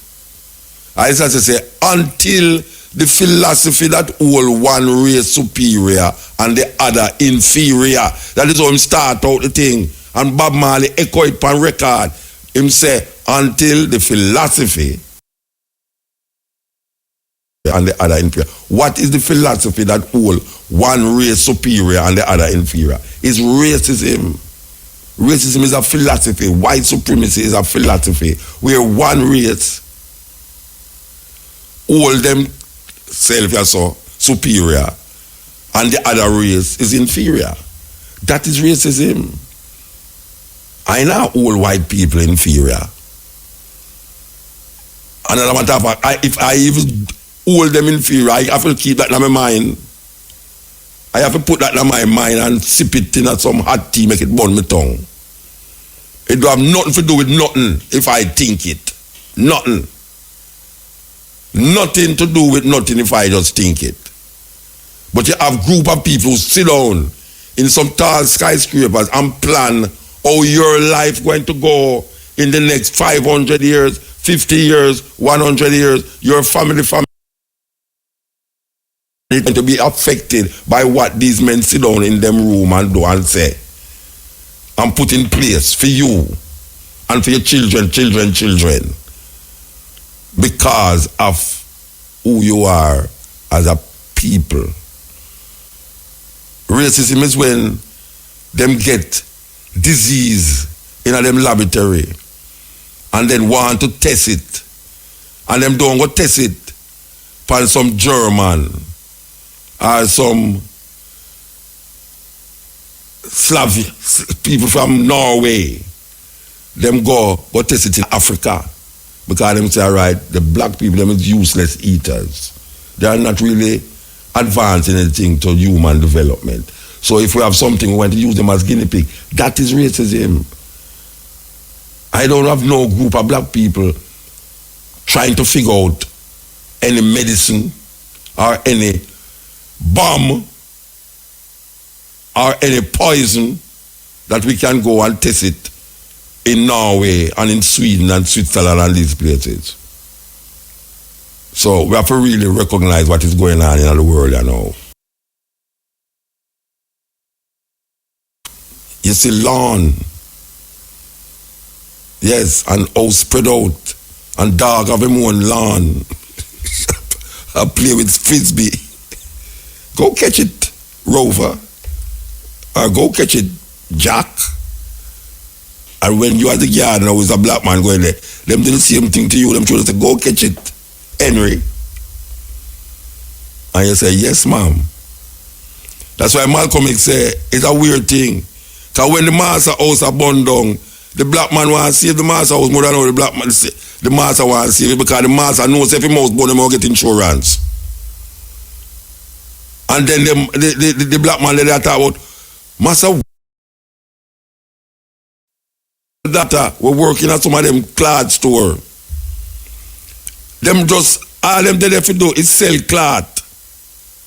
But the manners, the mannerism towards certain people, and especially how you look when you're coming at the store, is like, where am I go? And you're going to go ask them for certain cloth, excuse me, ma'am, you have any rayon? Them they use them cell phone and I will look upon you. Excuse me, you have any rayon? No, I don't have any. We don't have any. No, we don't have any. They use the plural. We don't have any. You know, you can't know the boss, you know, the owner man, you know. The owner man is always a tall brown man, you know. When him come down the aisle and you say, excuse me, sir, you have any rayon? Him say, no, I don't have no rayon, but I show you some polyester. You say, right. Oh, me I talk about rayon, I talk about polyester. And I show you a linen. Or you can't afford. You understand? Him do have the way you want, you know, but I will show you where you can get, and guess what? You go and go buy it. Man is on that for you. And you start to say, but you know, I was talking to that, you don't want to get fired, but you say, I was talking to that lady and she was saying to treat me. And then fire her. The next day you see her walk on the road and look working, and I say, by the way, you never used to work up at Pings. Yeah, no. Yes, them fire away. She used the plural again, you know. We can't get fired because it's our place. Because if him say we, and say the plural, he might talk about him and him family who own the place. Niggas, black people, I say we like slave. That is why Malcolm X said, when the same master house upon him, say we house burn it down. And him first run to the water for chop and house to cool it down. Master no business, master to make it burn, we can't collect insurance and buy a bigger, better house. So that is the crux of the matter we're reaching now. When you hear we attack, it's not some things where like that is not important. As Marcus Garvey said, if you have no confidence in yourself, you are twice defeated in the race of life. But with confidence, you have won even before you have started. Black people don't have no confidence in themselves. That is why we can look on certain things and I laugh after it. Where's we? That is why the system keep saying that we're West Indian. You think, I said before, you think you can go in a school, go tell a teacher, say you're not a West Indian. She asks you where you're born, and say Jamaican, and say, oh, you say you're not a West Indian. She not look on the China picnic and tell them, say I'm not a West Indian. She not doing it. She not looking upon the China picnic and say, you're born in Jamaica, oh, you're a Chinese Jamaican. We are not African Jamaican, you know. We are West Indian. Because Columbus make a mistake and him did right. Because him think he was Indian, him right. So, Indian. The time, you know, them are what I know about. Me I want the first time I hear about the tie, you know, me I say a mistake them I make. Where them get this word tie, you know, from? That for sure how miseducated me was. Me never know say they didn't have tie, you know. I mean the thing say all slaves or all runaway slaves, they just have a little piece of thing and wrap around them like them a go a beach. And them muscles are sure. Yes. Like the two statue them out where them call it Constipated Park. That gay guy where them have in that park there. It's a gay guy, you know, you didn't know. Sanjay, me I tell you say that gay. Trust me, you know why? Him set up in front of a naked woman. And him little tilly just hang down in front of him. Do you think them could have about marina and I need that. I mean, no say when me did have cold, I'm going to put marina upon me. Flannel. So what me I say is that we get duped Because we really believe the African now wear clothes. Lynched. Because they're going to tell you, say, boy, right now you're going to go look on them white woman. Because them lynch a man already because him look on the clothes of a white woman who hang up on the line. Now look how America switch now. Them a tell man for going a woman toilet. If all you have to do is say you feel like a woman. You know, so the thing twisted. Black man couldn't go in a female toilet, in a white people toilet. You know. But now, a man, all him have to do is feel like him is a woman and he can go in a female toilet. A twisted mind, them thing there now. But a white boy hold on him woman and beat her, you know, Rasta. Beat her.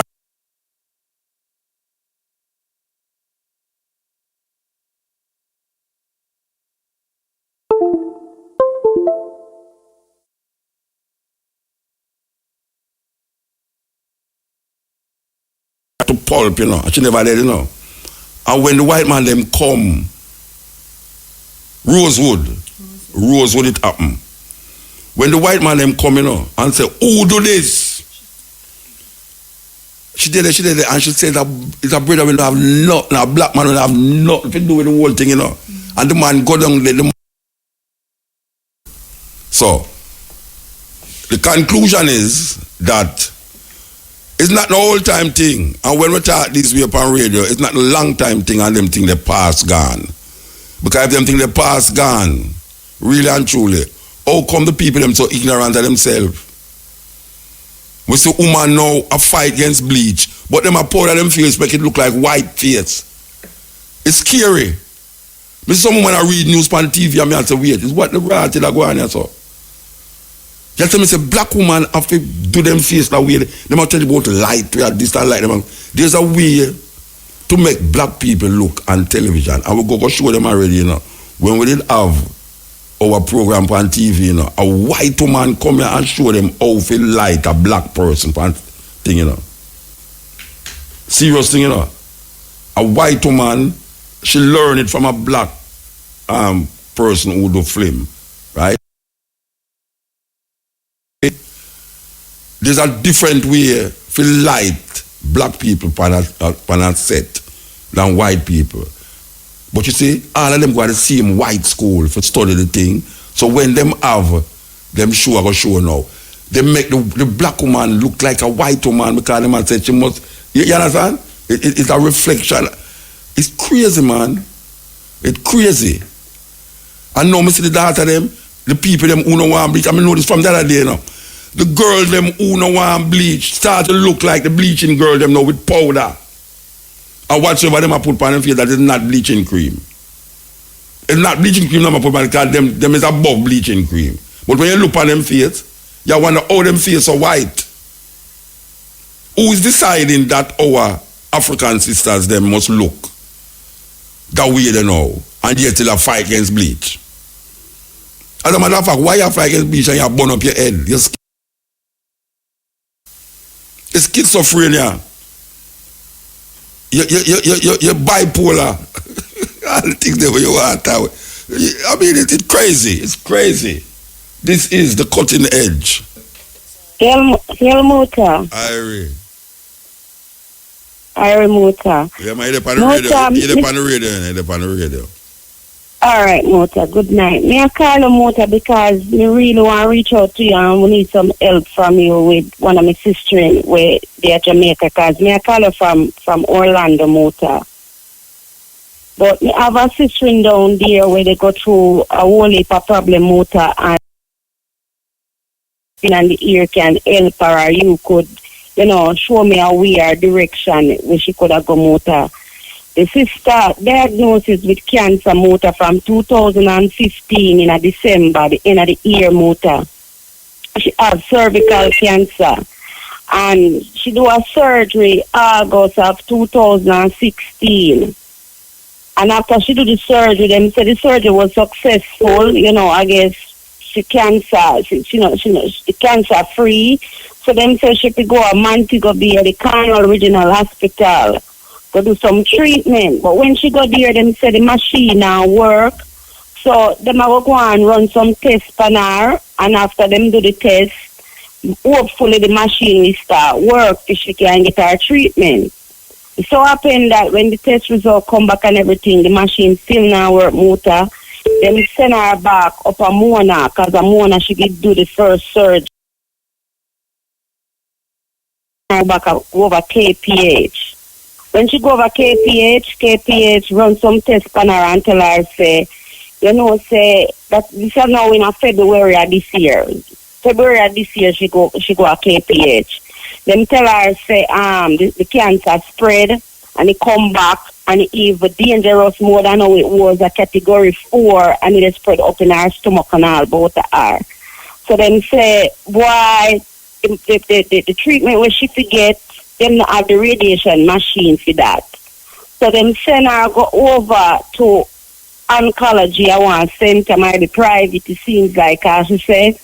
Them send her over there, and when she go over there, they make she know so the government have to sign some paper before they can treat her. And from February until now, Muta, every week she call them tell her say either the doctor this or the government non this or something. Every week them say next week will be the week. Next week will be the week, Muta, and she they get worse and worse. So me I wonder if all right, but me ask you a question. Poor, you're just hold on. All right, you say from 2015, how did you say? From 2015. All right, so meanwhile she wait for the doctor. She never seek alternative medicine like. I mean, try figure out, meanwhile she wait for that and now get you. If you didn't make her go seek alternative medicine. Because you have alternative medicine, well, naturopathic medicine where you can check out. Well, like with herbal medicine. Yeah. You have people in Jamaica in the States where you can't even go through on the internet where you can give you advice about the herbal thing. I mean, nothing try, nothing done. So if you wait on that so long, you can't sit down there and wait and say, all right. Meanwhile, you do that, maybe you should have tried some herbal medicine, about 15, 16, 17 or 2 years now, almost 2 years you talk about. Yeah, Muta, she get worse and now she takes some herbal, you know, because she link up with like, you know, any little herbal. No, we're not talking about any little, no, wait there, hold on there, sister, we're not talking about any little herbal man, you know, because everybody a herbal man nowadays, you know. A man can't get no work, he just go mix up some potion and say, this can cure cancer. We are talking about now, get somebody reputable. And you can go online, you can't do them things that through all the computer, you know. Reputable people where is recommended by, you know, such and such a person where you can't find, you know, you can't just sit down and wait for them because if they're going to send you up and down, so now I know February, say from February, March, April, May, June, now July, in some other way. You have to find some other way. How old the person is? She has just 37 Muta. 37? Yes, Muta, just 37. What kind of cancer she have? Cervical cancer. Yeah, cervical. The only thing me can tell you, so is it, all right, the up and down where them are is because you don't have no money to do it?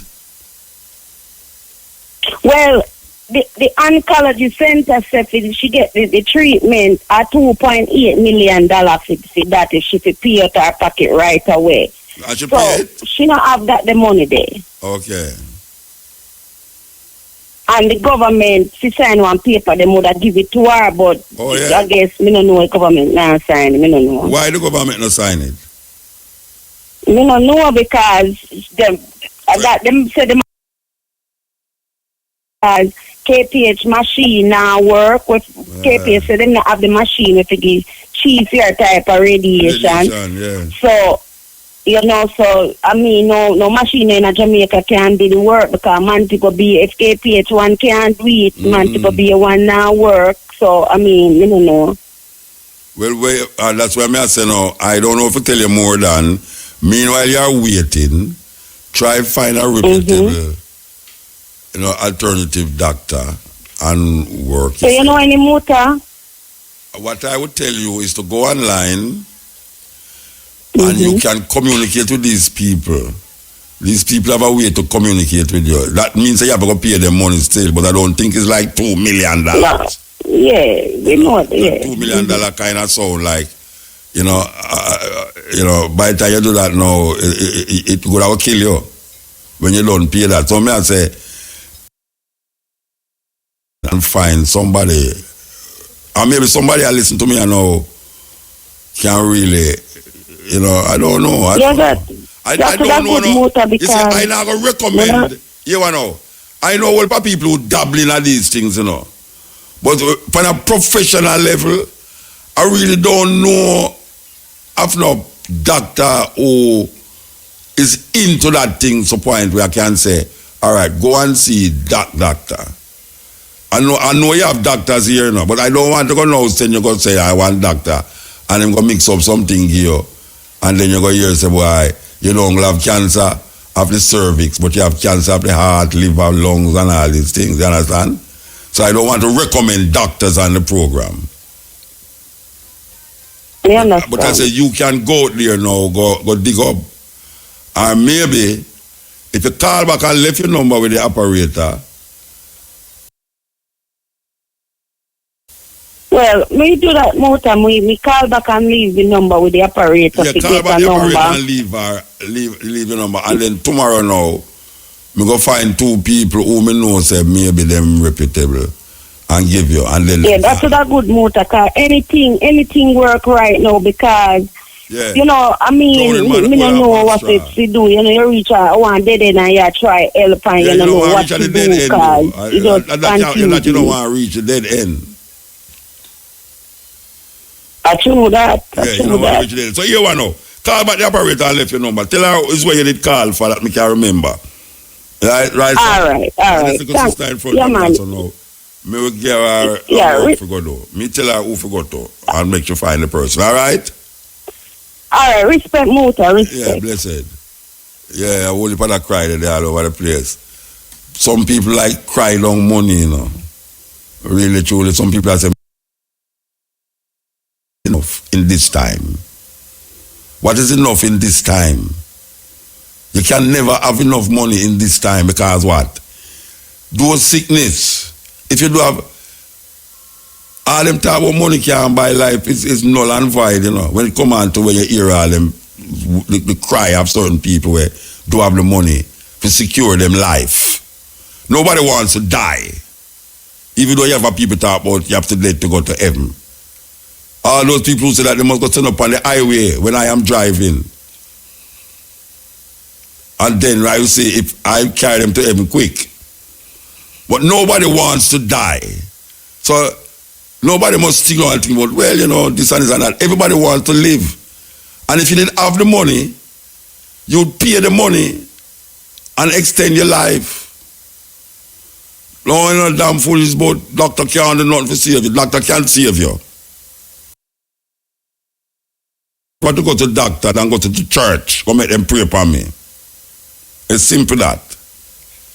So, them $2 million thing there, Rasta, are some big money them there. How much people you feel say have native $100,000 in them hand? But little sister beside me, I know she never ever see $50,000 in her life. If she ever see $50,000, now she buy IRA and thinks that she owed it. It's a terrible thing. Like how the man still the man race course. And the clock tower half a tree. And they go them say a fee more, the police them say fee over your man. But it's sad. It's sad when watch a man. You know say you have free health service in a Cuba. You don't have to pay for it in a Cuba. And you call England, you are well taken care of and the money is paid and them really. Granted you have in a Jamaica, if you pay insurance, the insurance company might take care of a portion of the bill. You see the part where them not take care of the part that you sick most with. You understand? But you have something named free health care where Jamaican people actually really need that. But guess what? We don't have no money. We can't afford these things. So poor people sick and can't have no money. But you tell them go to church every Sunday and talk about, well, what does it profit a man to gain the world and lose his soul? Look here, really and truly, it's not the world you want to gain, you know, it's your life in this flesh. Your life in this flesh. And if you're honest with yourself,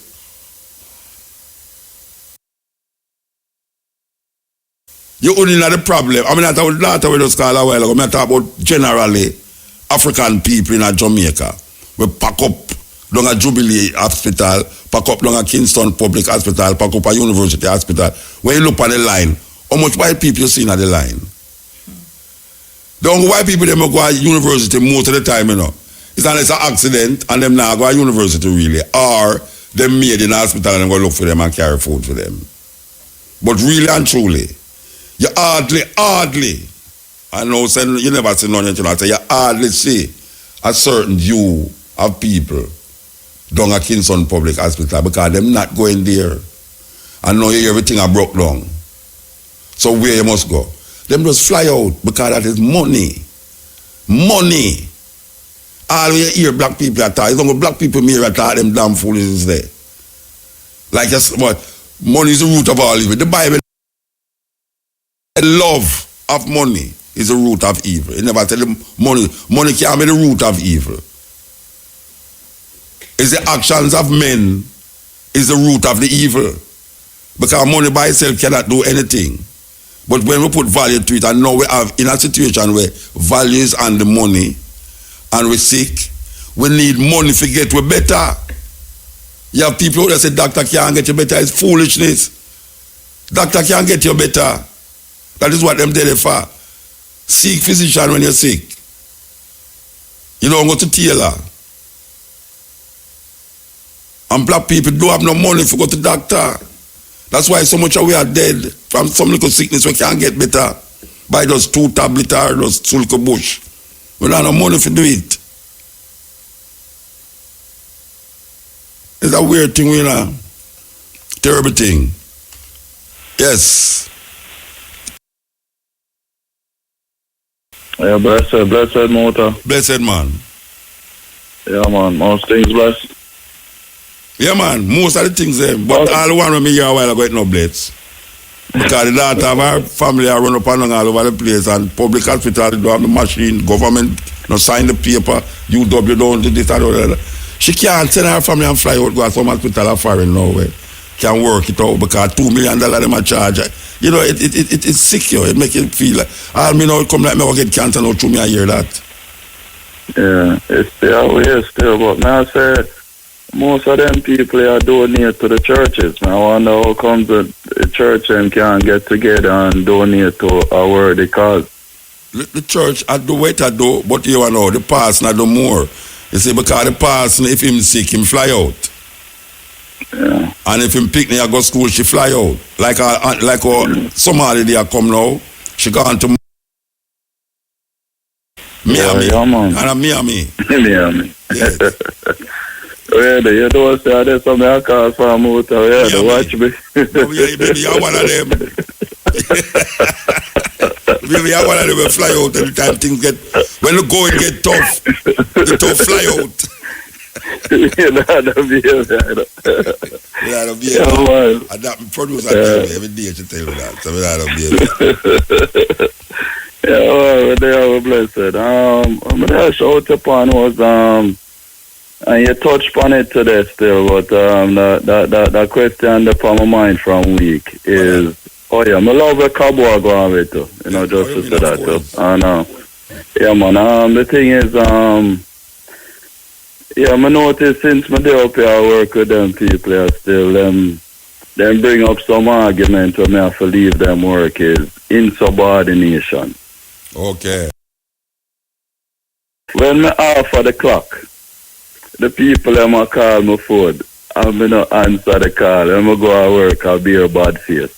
And I talk to the people them and tell them, say, yo, when I offer on the clock, my personal time. You see what I mean?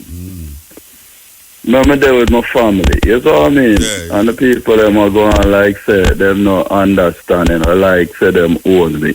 So we have to step, So I say, how you feel about that? Like I use an entrepreneur, so he used to have people that work for you and things. So I feel say my view is if you work with somebody is for them place.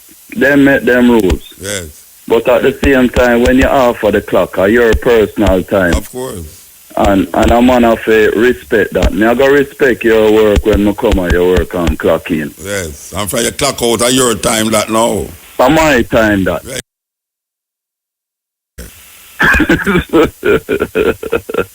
You see, so does them the thing that still, and So why don't bother you?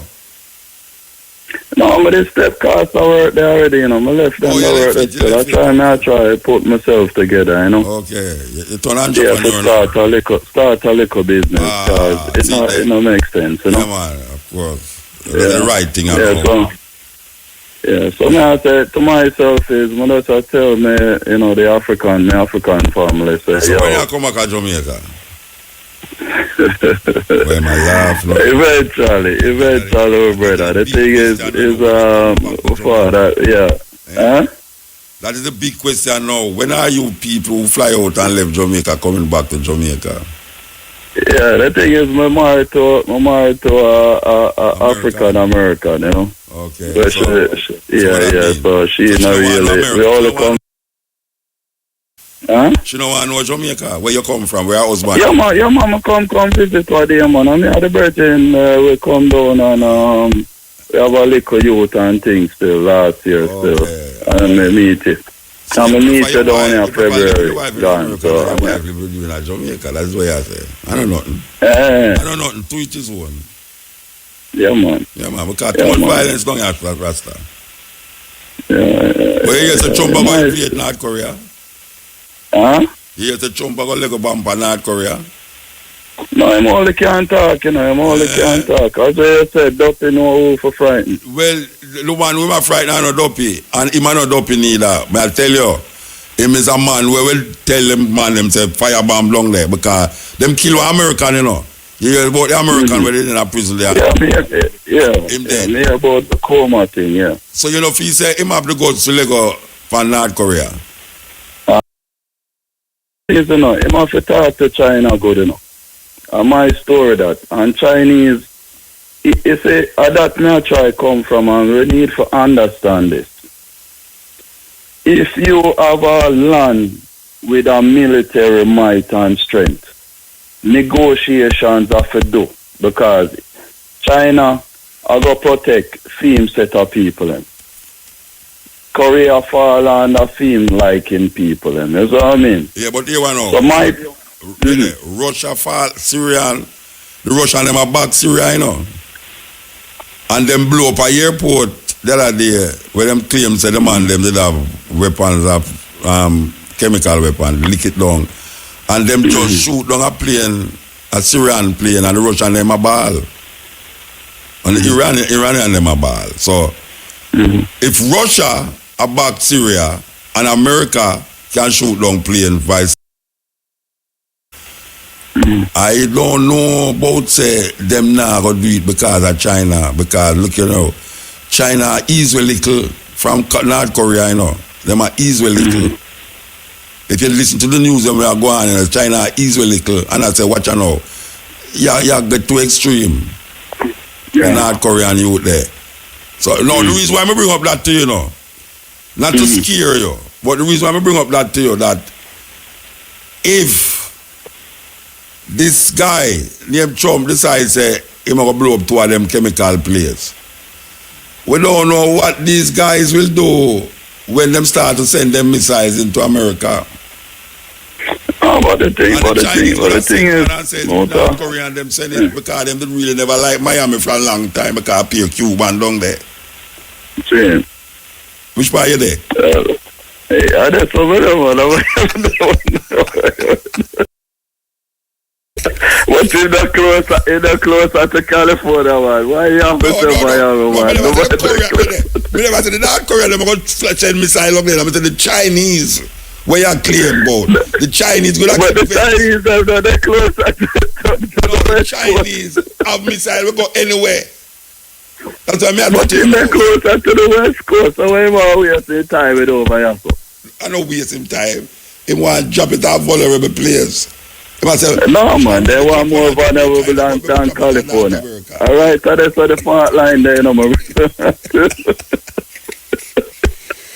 Anyway, I say go. There you go, so man. Yeah, so I say with my family, them, the African family, the thing is, the people, them, use a whole heap of plastic. And it all damage the make we unbearable to live on the earth. The thing is, the people them are plan for. If we have a military strength and everything, you know, say I left them all left for down and so for go and feel the heat. Well, you know, you better go turn Christian. If you want to live here. Motor, the worst thing that you tell me so for go there. If they go left, you know, if you turn Christian and you're dead, you're going to go to heaven, so you're going to left too. Oh, man, no, I go heaven, man. Position to live the earth just like them. The thing is, enough people who are Christian down here, I don't really want to see again after they ain't gone. So I don't really want to go amongst them and mix them. You know? No, but them could have go up at heaven and God say, and the devil up there and say, watch you know, you think that God did up here, so I beat it up here all the while, I hell you did there. It's true. Anyway, for thousands of years we see them upon the earth and study their wickedness, and no man no come punish them, and then me not put credence to it. But you know, so white people are planning to leave the earth though. Yeah, so I tell my family, so the people in my business, so we're going to go on with them. Eh? We're going on with the African them after no, them you have gone. to get money. You have to have money to buy your flight too. Because money you're going to do it. When you have money now, black or white, it don't make no difference. It's the money power that comes. You feel so? Who tell us so, man? Yeah, man, that's true, man. No, man. Money we put in our places, yes, but at the same time, money for going to first class, what? they're going to tell me no, them not let me in first class in the plane.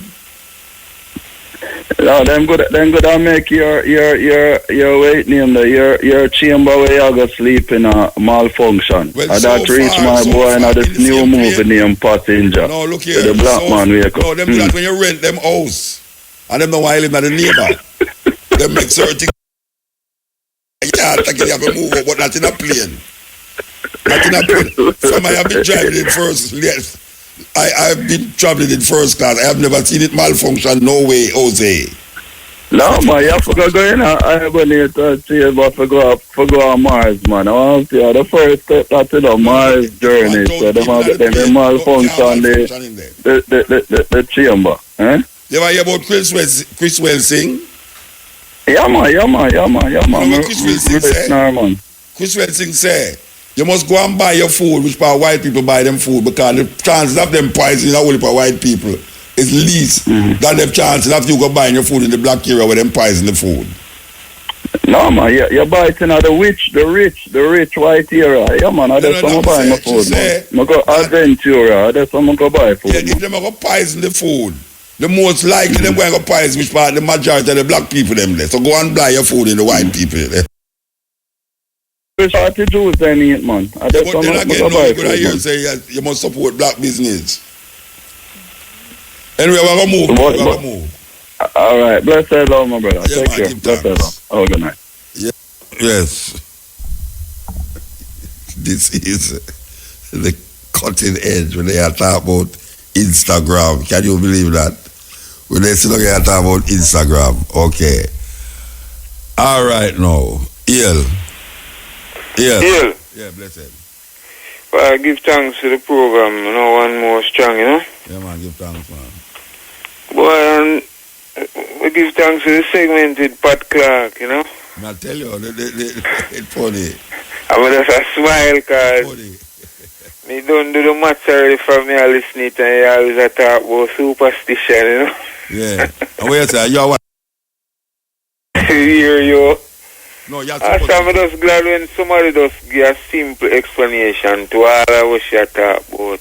One word, superstition. What is the simple explanation? Well, basically, you know, the information, you know, so when your mind drift and do all kind of things and you store up things you hear people say, you're not a proof of, you know, and you carry on them story there. You understand what I mean? There's enough of them things never shot. You sound like you experience some of the part like I talk about. What you say? You sound like you experience some of the part like No, sir. Okay. No, man, not like that, man. Okay. No, man, we don't follow up them things, man. I would know, say. Me talk to green lizard, you know. Me no run green lizard, you know. Me talk to them. And the next thing me hear you say to you, say, one man live in our cemetery. Yeah, for years. With the family, everybody will go to school, everything. When me look out in the grave, look down in the hole of the grave, and me I tell them passes so every day, and them not afraid. You think I lie, me I tell? Yes. Me not tell you I wish cemetery, because the crowd will go down there now. Okay. Me hear Muta talk about your part of the cemetery, but me not going to tell you, but me I tell you, say, true, me I talk. Alright. Yeah. Alright, no, this lady calling. You live in a graveyard? What again? Would you live in a graveyard? Where you laugh at? Not so easily. No, me not talk about easy or not easy. Me say if you don't live in a graveyard, we say not so easily. What you don't make it not so easily? Circumstances, motor man. Well, you know, you see me? Me not live in a graveyard. I'm not afraid of dopey. But me not live in a graveyard. Yes, you understand? Alright. Okay. I'm going to plan to go plant some food. And when me dig me, I say bone, I come up on me bone. Yeah, because I'm not afraid of dopey because dopey can't frighten dopey. Yeah. Yes.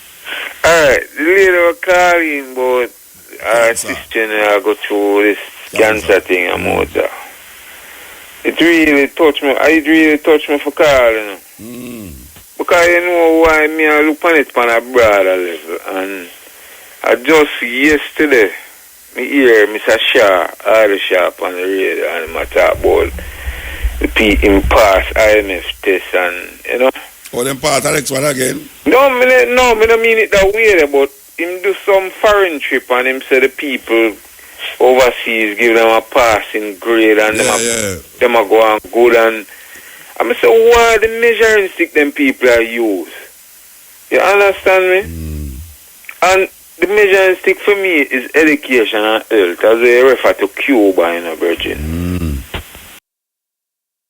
When we are go down the road in terms of reach even halfway where Cuba reach with health and education, then we can say, boy, you know, we are reach somewhere. Because this thing, what's it say now, some document for the governmental people them sign. Yeah, and you can't get them to sign it. Yeah. And them say them have free health care. And it's free to a certain level because most of the time when people have serious illness and they have to get some form of diagnosis, they have to do X-ray, CAT scan. Most of them machines then are working at the governmental institution. That you just said you go down at Kingston Public and the machine now work. Yeah. And you go out, Cornwall, I know Cornwall come like a joke business now. Yeah, because me hear say some few things come back again. Yeah, them below up 10,000 side, they like say them they are Iraq.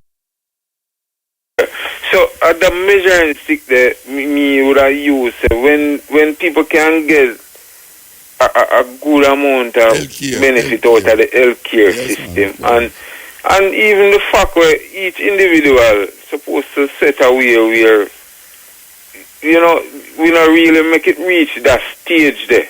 Yeah. You understand? And the importance of the food and everything, you know. Yeah, well, see, Brett, I can tell you something now. The only thing I run nowadays, none away safe from disease. None away. I agree. I mean, you can't do things still for ease back still, you know. Slow it down. Yeah, but none away, no. I mean, right now, I start to afraid to look at a woman. Certain way. Why is that? Because I could have lost and then cancer come up in my heart. You don't know, so you can't produce cancer in yourself. You know, cancer cells. Things. And I would buy them things that start from your mind, you know. Mental. Yeah, man. So I say no. I could all look on somebody, you know, and I think certain things. Even if I think say them wicked. And I could think say, all the man, you know, would doing something, you know. And then you just build up certain things in you, and the acid just come up in you. And all fear can give you cancer, you know, fear. Yes, man. Them things are crippling, you know. And the cow knows them about then. The enzymes, the amino acids in him just start to get poisonous, and you're going to name him, it's poison and name still. But me I tell you, certain things can give you certain disease where it's not like you didn't eat no food, or not like you didn't catch it from somewhere. Yeah, man, I agree, Mota. Yeah. But you know, in terms of the whole food situation in Jamaica, stay good. Yeah. Because we take up the foreign fast. You have a tune with it. Yeah, junk food, yeah. And boy, we give thanks to the program because even sometimes I listen to the program in the background and I depend on laptop and then things there. Well, sometimes some things come up on the program, you have to type it in the same time. And I type in this rosewood thing, you know. Oh, the rosewood, about the white woman. Yeah. We blame the black man. This lady, them have a picture on the internet in a virgin. The woman born 1899. Okay. And she lived till 9. She lived 1968, sorry. She born 1877. Because 3 women them are show, you know. But she in the middle of the picture. Yeah. She did 1968. Yes. Right? Yeah. She almost lived say 100 years old. Yes. And look for the destruction with this lady a cause. Because she blame a black man for something where our man do it. Yeah, and when we look for it, it's like them people it's like they not shame certain way where, you know? Yeah. They not shame certain way. And it's like some people that even endorse it. And we love how you make the differentiation between the prejudice and the racist thing, you know. Because even one day I watch some football and I see the young Zambian side are going well. And I back the Zambian side in the motor. And why? Because them are black. Them are black player. Well, you see, you see what me say them things there. If a man really true to himself, he will know what me I say, you know. Because a man will tell you, say, Muta, what Muta talk about? Me black the one who the better fighter. But you don't know who's the better fighter. You turn on your TV and say a black man and a white. Instinctively, I defend the black man. It's just simple. It's a natural thing. And you know what? Even back aside more in terms of when we look on the sideline, I see that black man a coach side. Because you have certain countries in Africa, you know, like I say South Africa. Most of the time, for them coaches are white man. Because all them most of them team to are white people they on the team and two token black man. Yeah. And then thing that have certain effect on me, certain way. I mean, I say, no, it's like underneath and not really, they're not true, and not truly black country. Or, you know, black people are really a rule. I can tell you something, Bridget. You make me night tonight, you know. Because so you tell me, say, you go up on your computer and look for Rosewood. Because it's something I just had said. Yeah, man, I want to tell you, say, it even have a little YouTube, a little, you know, my rate to, you know, there's a little girl, I give the history on the video, you know. From Rosewood? Yes. Because I tell you, say, it's like the town no longer exists, it's an open lot now, They will make a movie about it too, you know. They will make a movie about it, you know. Alright. But I think the fact that they might use this young voice, I don't know if it's an African-American where a Pan-Africanist family she come from, but you can know, say, she should start. Tell the story. Yeah, and she talk it clear. And it's a young voice. It's probably early teen or, you know, probably 12 or so. I'm glad to go check it. Yes, man. So go on do the work, you know, but I feel the thing I get stale, you know. Where you call from? Not Kingston, man. Oh, all right, sir. Give thanks. Yeah, man. Yes, that's the bridge go examine what I say, you know. Because sometimes you talk certain things and people are going like, you just have said the story from about woman blame black. Them things that happen regular. Me have books on top of books and papers on top of papers to show you some simple little thing where them lynch black people for in America. Simple little thing. A man a pass and a white woman a hang out her clothes and trim see the muscle tear panty. Them just hold him and lynch him. Anyway, this is the cutting edge on RFM. Mommy! Water. Yeah, blessed. Blessed. Hey. You know, I said what? You say, a quick plan, they first him, so they call him the terrorist. In America, yeah. In America. Why me not think so, you know? Okay. Even me never talk about the one where that get them problem. Me talk about George Washington and film boy them. When they go to where the whole of the teen of the harbor. Yeah, but you know, them never organized to do that. Yeah. You see, the Ku Klux Klan organized to get rid of white people and Jews.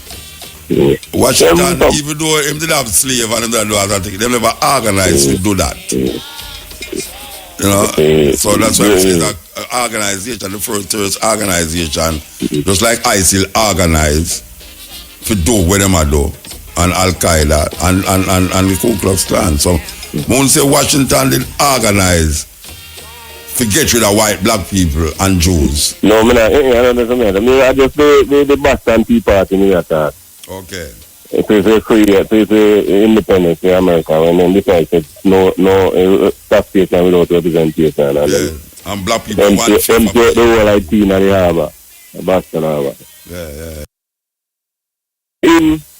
We never stick to the beginning, I saw they moving and they record them. Let me tell how it farmers so when on the Christmas day all that in 1865. It's really the no one them the evolution of it them they want to talk about in the document. Them can like a synopsis of how the Ku Klux Klan start, but then them got to, you know, AKA, what them call them? IKA. The AKA. So I remember. Focus pan. Remember one time when it was like let me say like upon a Christmas day about 6 man it start, you know. 6 friends meet and upon a Christmas day in 1865, Christmas day I think Christmas day. And they call it the Ku Klux Klan. So the brother them are some university man them, you know. Yeah. And them like the classical studies, you know, the Greek. Ku Klux, KUKLOS in a Greek, in circle. And the clan is so the Ku Klux, but then it's a play on word, so then spell it KUKLUX. I think them say it in there, them say it tonight. Oh. Them they say that. But you see, wrestling thing never didn't, you know, like you say, it did it. Because I don't want to see a time, and which part me that expect to run up in a racism still. I never run up in a like Alabama, and I don't really not in Alabama too much, but there's so, and like Mississippi and New Orleans, New Orleans, yeah, well. Yeah. I never run. I talk to one grannies out of New Orleans, you know. Yeah, I place me, I know some stuff. I'm there front of the house and them told me say it's a grannies that did this. You know, make me and the man have a pecan, see what I love pecan, you know. And he said, he make more time do I call him. Because the man must say, the black man must say, man, this man, he call him and start asking him. Ask him to the, you know, he can't get some kind of just pecan and they do them bad nothing. He said, oh, go on in and get some, you know. Yeah, he might tell me, but he might say like, you know, it sound a little different from Jamaica, I come from it. But you say, the man, he kind of put on the time, I said, this is black thing, this, that, you know. Yeah. Because they look upon Jamaicans as niggas, you know. Like, yeah, like the American black. Never all about, you know, in Georgia, with them brother, a redneck, them are doing, you know. But you know, because they don't like black meat. I want to chew tobacco and shit. And the man is a weed deal business and go up and ganja deal. And the man carrying, he said, when the man carrying in some place, you know, in some bush. And the man said, this man must have carried go kill me. And he said, all the man is boom, boom, boom. Things are blow up like a war zone here. And when he reached him, he said, it's like a whole heap. And when he got to walk out, I carry the man, walk towards the man, and there, the man said, start questioning him out and said, man, you bring this nigga in here for him. He said, no, this is not a nigga, man. He's from Jamaica. You know, so this is not a nigga. He's Jamaican. And I said, oh, okay. And bring out the beer and bring out a 6-pack and give him. And he said, man, what's that nice, that boom? He said, the man, them got minefield plant up in there, because, you know, they don't like the feds. The feds. And them up there train, military training, paramilitary training. And then got the minefield about. So animal walk and step on the mine, them and blow up, you know. Yeah. But I want to say, believe it or not, I think I said it on the program already. One time we are performing in Texas, in a place named Liberty Lounge. All the party supposed to know that place there. I mean, they perform, and my performance is African, where white people are do to we, you know. And when we come off of the stage, my management come to me and say, guess who's outside? The Ku Klux Klan, they're giving away flyers outside. I say, right, I'm strong in that time, it's not good to stay in a white man country too long, they must love me. So me go outside, now and me take one of the flyers them. Because I want to see why, all them know says a reggae show are going on inside it. So, well, mostly white people in there. Really and truly, could I count we as the black people, them was the banner me in there. So them are give out the thing. So me go there and take one of them and me look, them a show, pan it say them a have a rally down in the city. You see the next day, I go down there. I will go down there, go listen to them. Whatever connection with Ku Klux Klan. There's a connection them have upon TV. Me don't know nothing about them more than them not like Jews, them not like gays, and them not like blacks. And them are people. Them have a little place named Lakeland in Florida, outside of Orlando, there, so. Yeah, that's what them did know. Poor County. Me know a girl who need to talk to. She said that me meet her in 1984. And she said, when we meet her, she is 36-year-old, like 84. She said, when she is about 9 years old, she walk out in the woods, and when she is nice and go look, a lynch, she see them a lynch up a black man, and two him up over, and hang the man, right? Yeah. And the man take off his hood, and he recognize the man, and he run home and go tell the aunt, and tell him, and by the time she's telling the aunt, to shut up enough, he say nothing. Yeah. And she said, she grew up now, and the man was see the see. We take off his hood, we hang the man. Yeah. And him was the chief of police in the poor country in 1984. I tell you. You understand me? You have big officials in them group, they don't know them, two them about the white hood. I New Orleans, I mean, Orlando, there, so, in the first state of racism. Enough of them come from up there, so though, Orlando. Yeah, but at the time, they expect you, and at the time, you go run up to there. We have to move, though, we have to move. Yeah, yes, man. Yeah. Give thanks. Yes, you know, it's scary if you know, say, African people in America and get so complacent about them situation in there. That's them feel say, it's donkey though. But trust me, just like South Africa, you know. If you know, so white people feel so comfortable in South Africa and feel everything is donkey though when the black people don't have them land. Land is the power.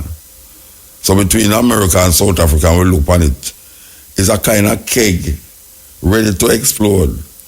And you have to just watch it. Believe you me, it don't done. It don't done. Yes, EL. Yes, Muta. Wait a man. Yeah, man, everything is everything. A whole for almost an hour, but, you know, perseverance is a must. Yes, before I touch on that, so touching of that sister phoning about her sister with the cervical cancer. Yes. You know, very, very sad. But I just want to say, the interview that I did with Castro Brown recently, that it is on YouTube, so you can get it off the YouTube in addition to what I told you I sent you by email, you know? That's all the one that you sent. YouTube to run. Okay then. Listen, you see, the problem in Jamaica, Nigeria and the rest of the African world with regards to health, because the two main important things for any nation, any race to survive is health and education. Because without health, you know, there is no good life as we know. Is that the problem in Jamaica is not money, you know. The problem is that the money in Jamaica, like the rest of the African world, is not used for the benefit of the majority of our people.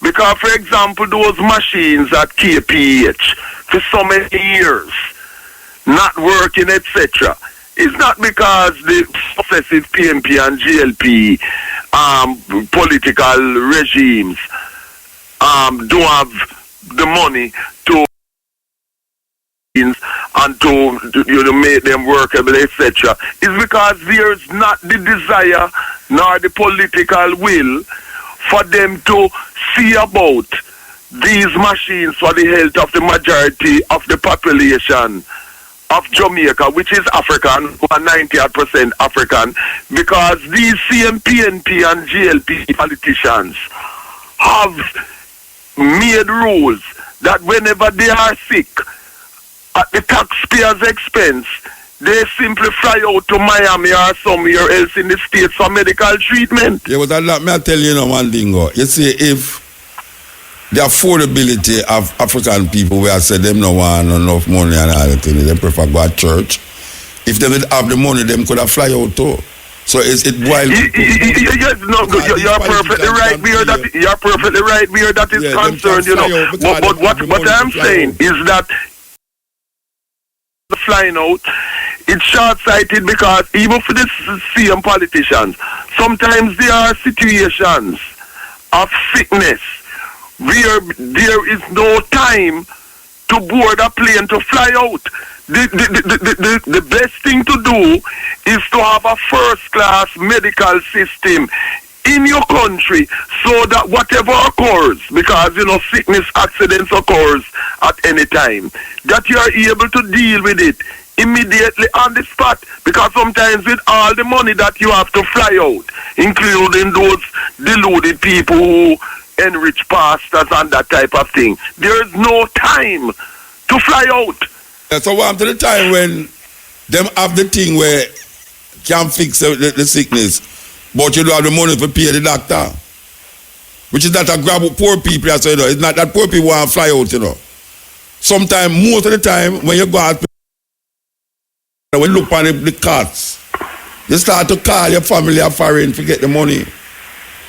But what I'm saying, Muta, is that monies have been in Jamaica for years upon years, where there's supposed to be a budget allocation which could be done to lower the costs, these medical costs, so that they are affordable. What I'm saying, it is a deliberate thing by the politicians not to put in place money to cater for the medical needs of the majority of the population. I'm saying it is deliberate, it's not accidental. So in other words, the politicians want and it's the same thing they do in Nigeria. Take, for example, the Nigerian President Buhari. He's sick. He's in London. He's in London where the presidential plane is cost £1,000 roughly every day, just as a parking fee, you know. £5,000, and he's been here for about 50 days now. So whenever he's sick, he comes to London, and yet he's the president of Nigeria. It's the same situation. So, man, but may I ask you a question? You feel that the politicians in Jamaica deliberately want to kill out the population of Jamaica by not affording them what them need? I am saying they have absolutely no interest in the health and welfare of the majority of the people in Jamaica. They are only concerned with their selfish self. So who them going to rule if everybody's sick? Who them going to rule?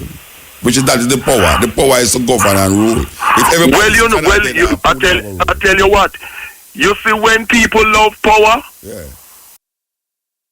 people love power for the sake of power mad.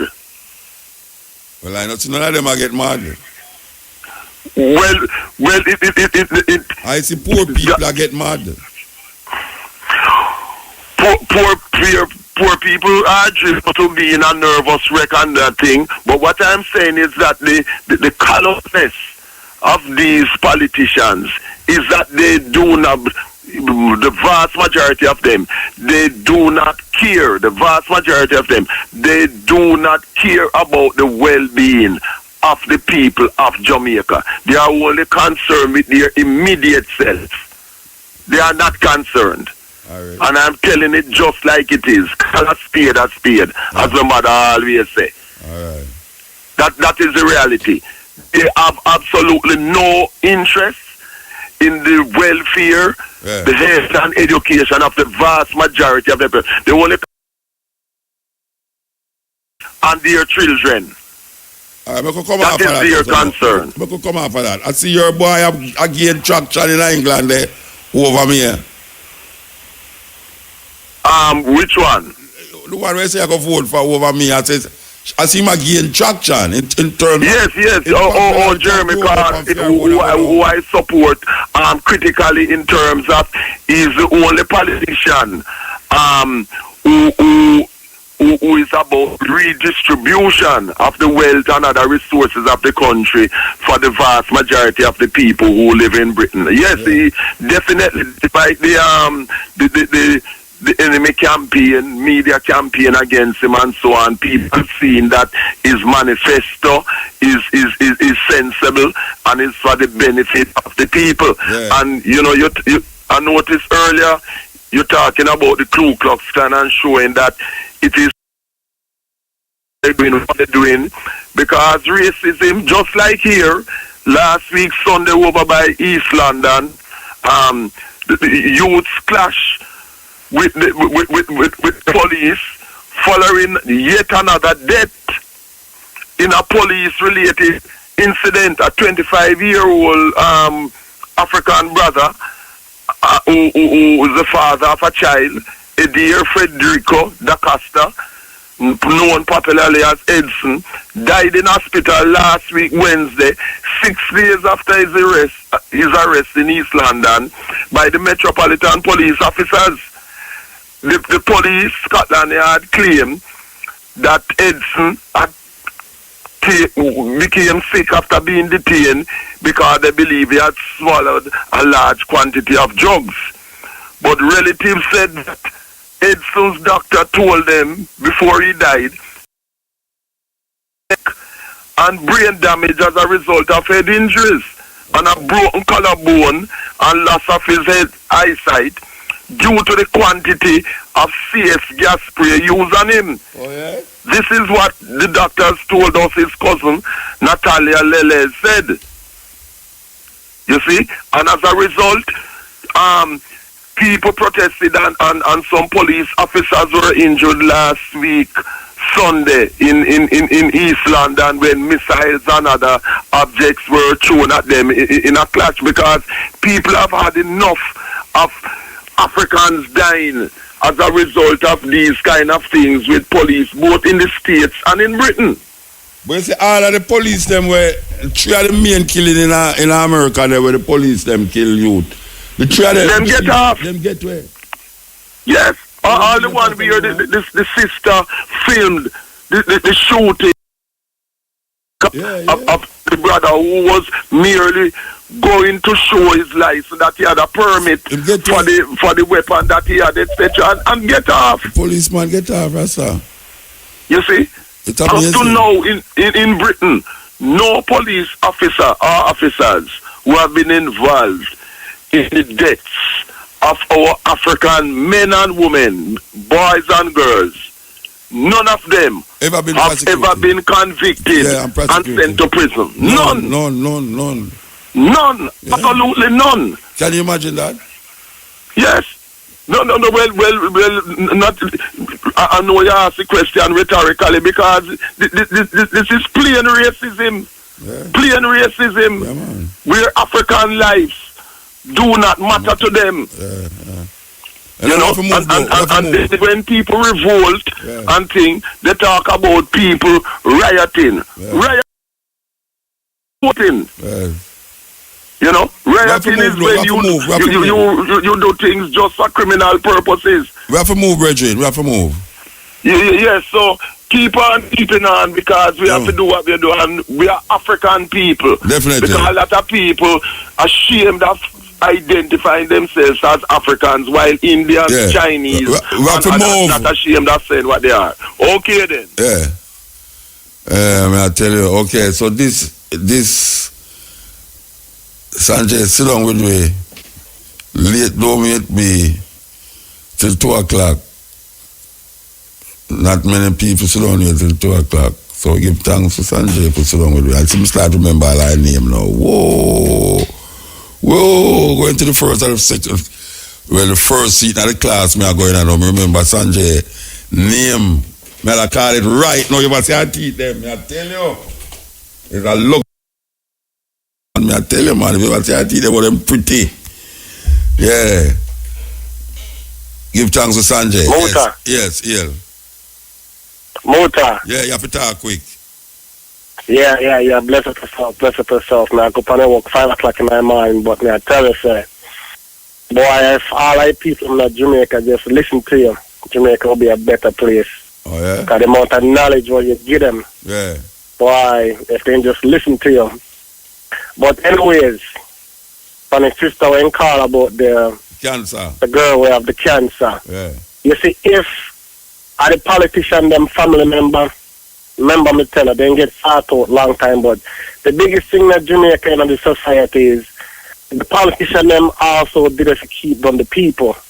That's how they get the power, because in an election time, everybody a jump around and happy and vote for who they want to vote for, but at the end of the day, nobody.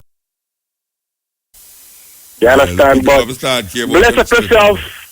Keep doing a good work. Boy, since I'm married to my wife, me start listening to you. Me not even believe in Christianity no more. Your wife start listening to me? Yeah, man, when me start listening to you, man, because then we start questioning the Bible. Because when time we start questioning the Bible, now people are telling me, say, who are you to question God's word? So let me ask you a question. Let me ask you some more your wife quickly. In the days, do you hear her saying ta ta ta ta ta? What do you mean? I don't understand. I just want to find out if she have Mutabaruka in her mind. I don't know. Oh, no. I'm going to tell you something now with my wife. You see, my wife can go to all type of church and listen to the preacher them when they get up and start preaching the congregation. Okay. And one of the things that always taught me about church is when you look for the pastor and the pastor have the biggest house and the people, they not even can pay their light bill, but they look forward to go to church. And the pastor not have no conscience, and the pastor take all of their money and then realize that's happening all over the world now. With these radio evangelists, televangelists, that's happening all over the world now. Because they have a book, you know, where I show you all the pastors them who's robbing you blind now and how much plane them have jakes. You have jakes, you have a whole heap of them about the place where them was nothing until them start. My wife told me say I should have started a church. She feel like no good in the church business. Did you know when the recession start, then one of my friends told me, so, man, right now we better turn on pastor now, because if you turn a pastor now, you can't go wrong, because you see all the people and right now when I have nothing, everybody I turn to God. So if I form a church, you would join it? If you would join it? Well, you see, the thing is now, the stuff that we talk about now, you're up in people's mind and make them think. But you're not answer me, man. I ask if me have a church, if you'd join it. It depends on what you talk about in like church. What me talk about in the church? Yeah, it depends on your philosophy. Talk about the same thing when I talk about just about me go collect enough money. Boy, I don't really believe in that thing. The same thing when I say that I'm going to see some homeless people by the street, you know. Homeless which people? One time I say homeless people, you know, like people who fought on hard times and work and lose their job and just need a help back from their feet. Church. God will take care of them. Anyway, me have to move, Bridget. Me have to move. Give thanks, yeah? Yes. Can't go join church and I talk about homeless people, Rasta. God don't take care of them. You know what I'm saying? Why take care of them? We are dealing with money. We want to buy plane. You understand? For my wife and my girlfriend, them. As a person. Yeah, man. What you mean? We don't walk on the street. And we walk with security. Oh. Because we're not ready for go even yet. We don't want nobody kill me. So we spend enough money for security. Okay, give thanks to the moment, give thanks to the time. I want you look Vita. Vita, my brethren. I love you more than all Jesus love little children. Trust me. I love you, brethren. May I tell you? I don't know if you're listening to was there, but yes, you really touch me. You touch me because I mean everybody tell the people them what you do. Me just love you. You understand? As a youth out there. Okay. So you know, Sanjay, remember my name totally now. When I come and fight now, that I one name. Can't forget Sanjay. The producer who don't produce nothing but stay with me till 2 o'clock in the morning. Because there's nothing here to produce in the night. Nothing. So we give thanks. So me have company in the studio with me. I wish Leon the shelf. Eh? Wish Leon the shelf. Label? Yeah, because she have produced. And that me, she not produce nothing in the studio. They ever talk about producer. The one I say when I done the program, I must say, I want to talk my producer, Sanjay. No! Not saying that. And I hope Cabo will listen to me. Sanjay is a good company in the studio with me. That the dopey them don't come in a papi. The one they were Pat Clark and talk about. You hear about the dopey them? About the different belief where Jamaican people have. It's amazing, man. I'm going to play it back tomorrow. It's amazing. So when them see Sanjay inside here with me, them turn back. Because Dopey can't frighten Dopey. You understand? Dopey cannot frighten Dopey. So we give thanks to Sanjay. What the operator name? Who out there? Janice out there? Yes. We want to give thanks to Janice. Janice. Janice? Yes, sir. Janice. Janice. Spell it. Janice? Yes. What kind of name that? Janice. Janice? That sounds like you want me Janice about. She never come out quick enough. All right. Give thanks to the moment, give thanks to the vibe. And God, we're God, before we get to tell me that tune up on the radio, yeah? And that tune, I'm going to do and play. And go, remember, so we're going there again from 2 to 5:45 with the Stepping Razor, the art of war. Mota. Yeah, blessed. Blessed, man. Hey. You know what I said, what? You say, it could plan the first team, so they call him the terrorist. In America, yeah. In America. Why me not think so, you know? Okay. Even me never talk about the one where I get them problem. Me talk about George Washington and film boy them. When they go to where the whole of the team and the harbor. Yeah, but you know, them never organized to do that. Yeah. You see, the Ku Klux Klan organized to get rid of white people and Jews. Yeah. Washington, even though him did have slave and him did do other things, they never organized to do that. You know? So that's why we say that organization, the first terrorist organization, just like ISIL organized to do what them do, and Al-Qaeda and the Ku Klux Klan. So when say Washington did organize to get rid of white, black people and Jews. No, I just the Boston Tea Party in the attack. Okay.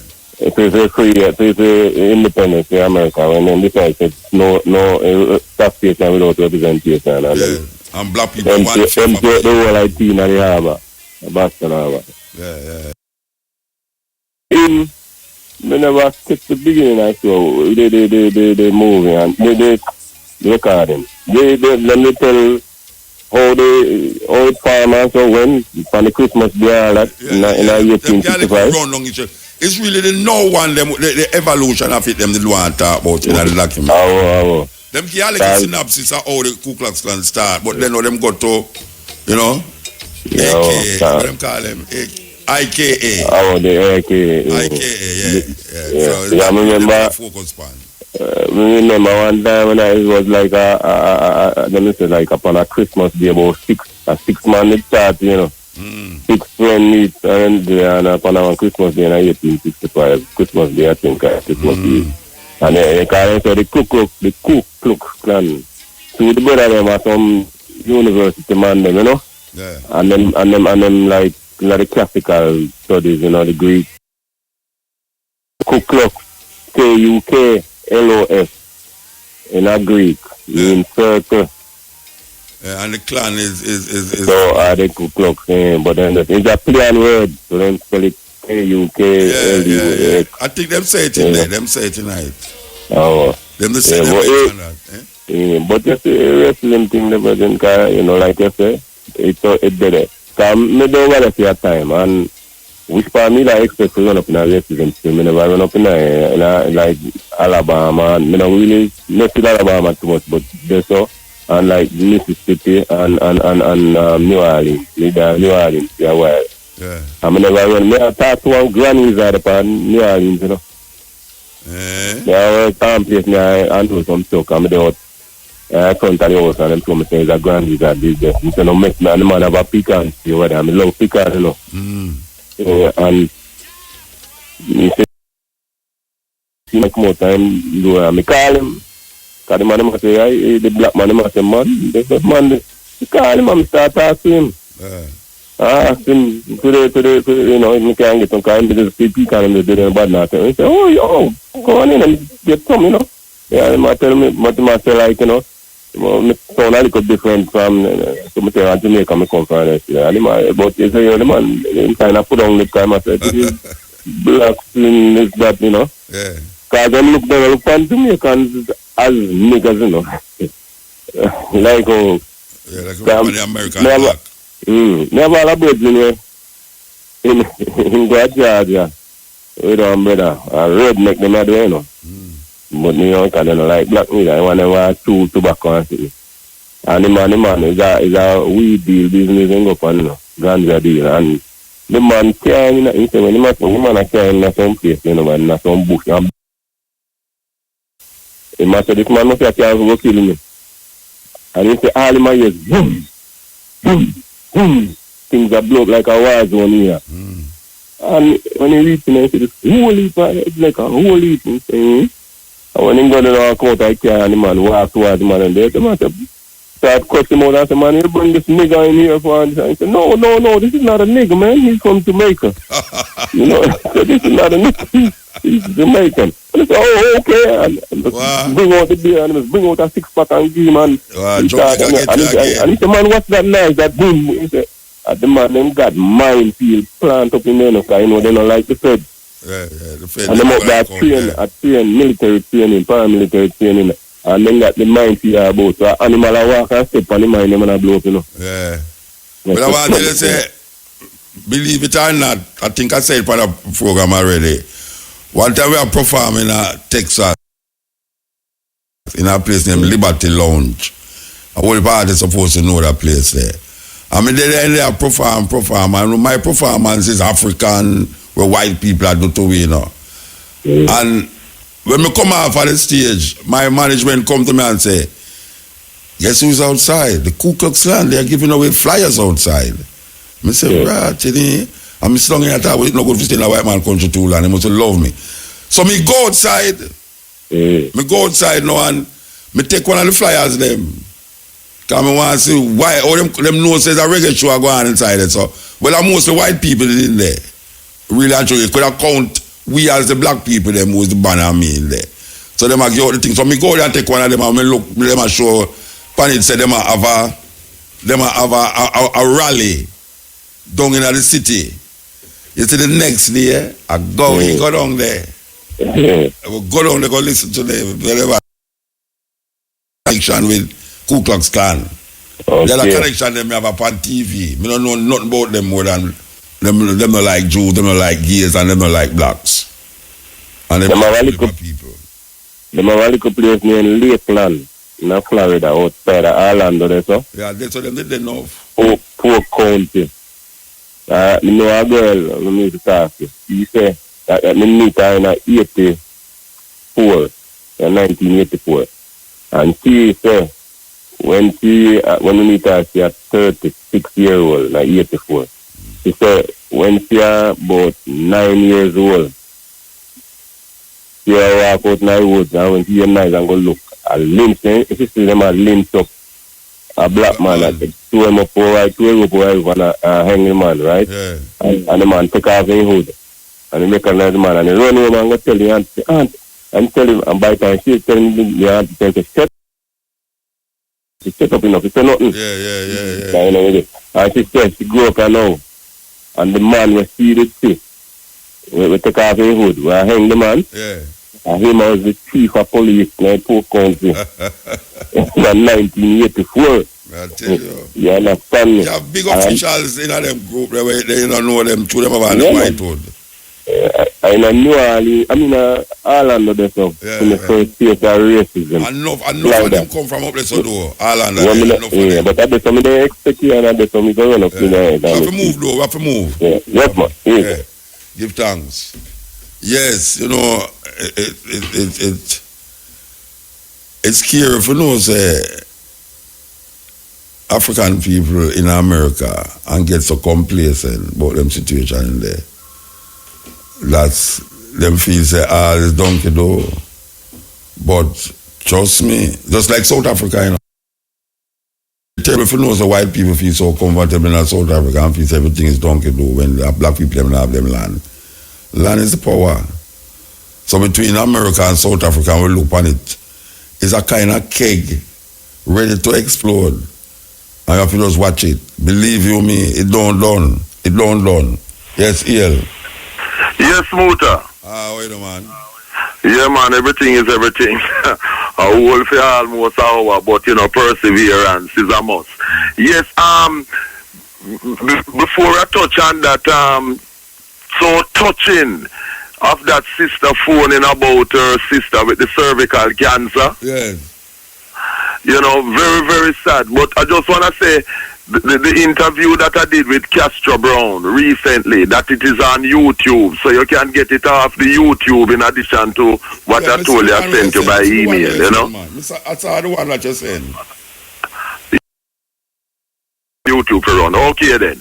Listen, you see, the problem in Jamaica, Nigeria and the rest of the African world with regards to health, because the two main important things for any nation, any race to survive is health and education. Because without health, there is no good life as we know. Is that the problem in Jamaica is not money, The problem is that the money in Jamaica, like the rest of the African world, is not used for the benefit of the majority of our people. Because, for example, those machines at KPH for so many years not working, etc., it's not because the successive PNP and GLP political regimes don't have the money to and to make them workable, etc. It's because there's not the desire nor the political will for them to see about these machines for the health of the majority of the population of Jamaica, which is African, 90% African, because these CMPNP and GLP politicians have made rules that whenever they are sick, at the taxpayers' expense, they simply fly out to Miami or somewhere else in the States for medical treatment. Yeah, but that, may I tell you one thing. You see, if the affordability of African people, where I said them no want enough money and all that thing. They prefer go to church. If they would have the money, them could have fly out too. So it's wild. Yes, no, you're perfectly right where that you're perfectly right where that is concerned, you know. But what I'm saying is that the flying out, it's short-sighted because even for the same politicians, sometimes there are situations of sickness where there is no time to board a plane to fly out. The best thing to do is to have a first-class medical system in your country so that whatever occurs, because, you know, sickness, accidents occurs at any time, that you are able to deal with it immediately on the spot. Because sometimes with all the money that you have to fly out, including those deluded people who enrich pastors and that type of thing, there is no time to fly out. So what to the time when them have the thing where can fix the sickness, but you don't have the money to pay the doctor, which is that a grab with poor people. So, you know, it's not that poor people want to fly out, you know. Sometimes, most of the time, when you go out, when you look on the cards, you start to call your family or foreign to get the money. But what I'm saying, Muta, is that monies have been in Jamaica for years upon years where they're supposed to have budget allocation which could be done to lower the costs, these medical costs, so that they are affordable. What I'm saying, it is a deliberate thing by the politicians not to put in place money to cater for the medical needs of the majority of the population. I'm saying it is deliberate, it's not accidental. So in other words, the politicians want to and it's the same thing they do in Nigeria. Take, for example, the Nigerian President Buhari. He's sick. He's in London. He's in London where the presidential plane is costing £1,000 roughly every day just as a parking fee, you know. £5,000, and he's been here for about 50 days now. So whenever he's sick, he comes to London, and yet he's the president of Nigeria. It's the same situation. So, man, let me ask you a question. You feel that the politicians in Jamaica deliberately want to kill out the population of Jamaica by not affording them what them need? I am saying they have absolutely no interest in the health and welfare of the majority of the people in Jamaica. They are only concerned with their selfish self. So who am going to rule if everybody's sick? Who them going to rule? Which is that is the power. The power is to govern and rule. If I tell you what. You see, when people love power, people love power for the sake of power mad. Well, I know none of them are get mad. Well, I see poor people that get mad. Poor people are driven to be in a nervous wreck and that thing. But what I'm saying is that the callousness of these politicians is that they do not, the vast majority of them, they do not care. The vast majority of them, they do not care about the well-being of the people of Jamaica. They are only concerned with their immediate self. They are not concerned. Right. And I'm telling it just like it is. Call a spade, as my mother always say. Right. That is the reality. They have absolutely no interest in the welfare, the health and education of the vast majority of the people. They only and their children. That is their concern. I could come after that. I see your boy again traction in England there over me. Which one? The one where say I go vote for over me. I see him again traction in terms. Yes. Jeremy, who I support critically in terms of is the only politician who who is about redistribution of the wealth and other resources of the country for the vast majority of the people who live in Britain. Yes, he definitely, despite the enemy campaign, media campaign against him and so on, people seeing that his manifesto is sensible and is for the benefit of the people. Yeah. And you know, I noticed earlier you're talking about the Ku Klux Klan and showing that it is they're doing what they're doing because racism, just like here last week Sunday over by East London, the youths clash with police following yet another death in a police-related incident. A 25-year-old African brother who is the father of a child, Edir Federico da Costa, known popularly as Edson, died in hospital last week Wednesday, 6 days after his arrest in East London by the Metropolitan Police officers. The police, Scotland Yard, claimed that Edson became sick after being detained because they believe he had swallowed a large quantity of drugs. But relatives said that Edson's doctor told them before he died and brain damage as a result of head injuries and a broken collarbone and loss of his head eyesight due to the quantity of CS gas spray used on him. Oh, yeah? This is what the doctors told us his cousin, Natalia Lele, said. You see? And as a result, people protested and some police officers were injured last week, Sunday, in East London when missiles and other objects were thrown at them in a clash because people have had enough of Africans dying as a result of these kind of things with police, both in the States and in Britain. But you see, all of the police them were three of the main killing in America there where the police them kill youth. The three of them get off. Them get where?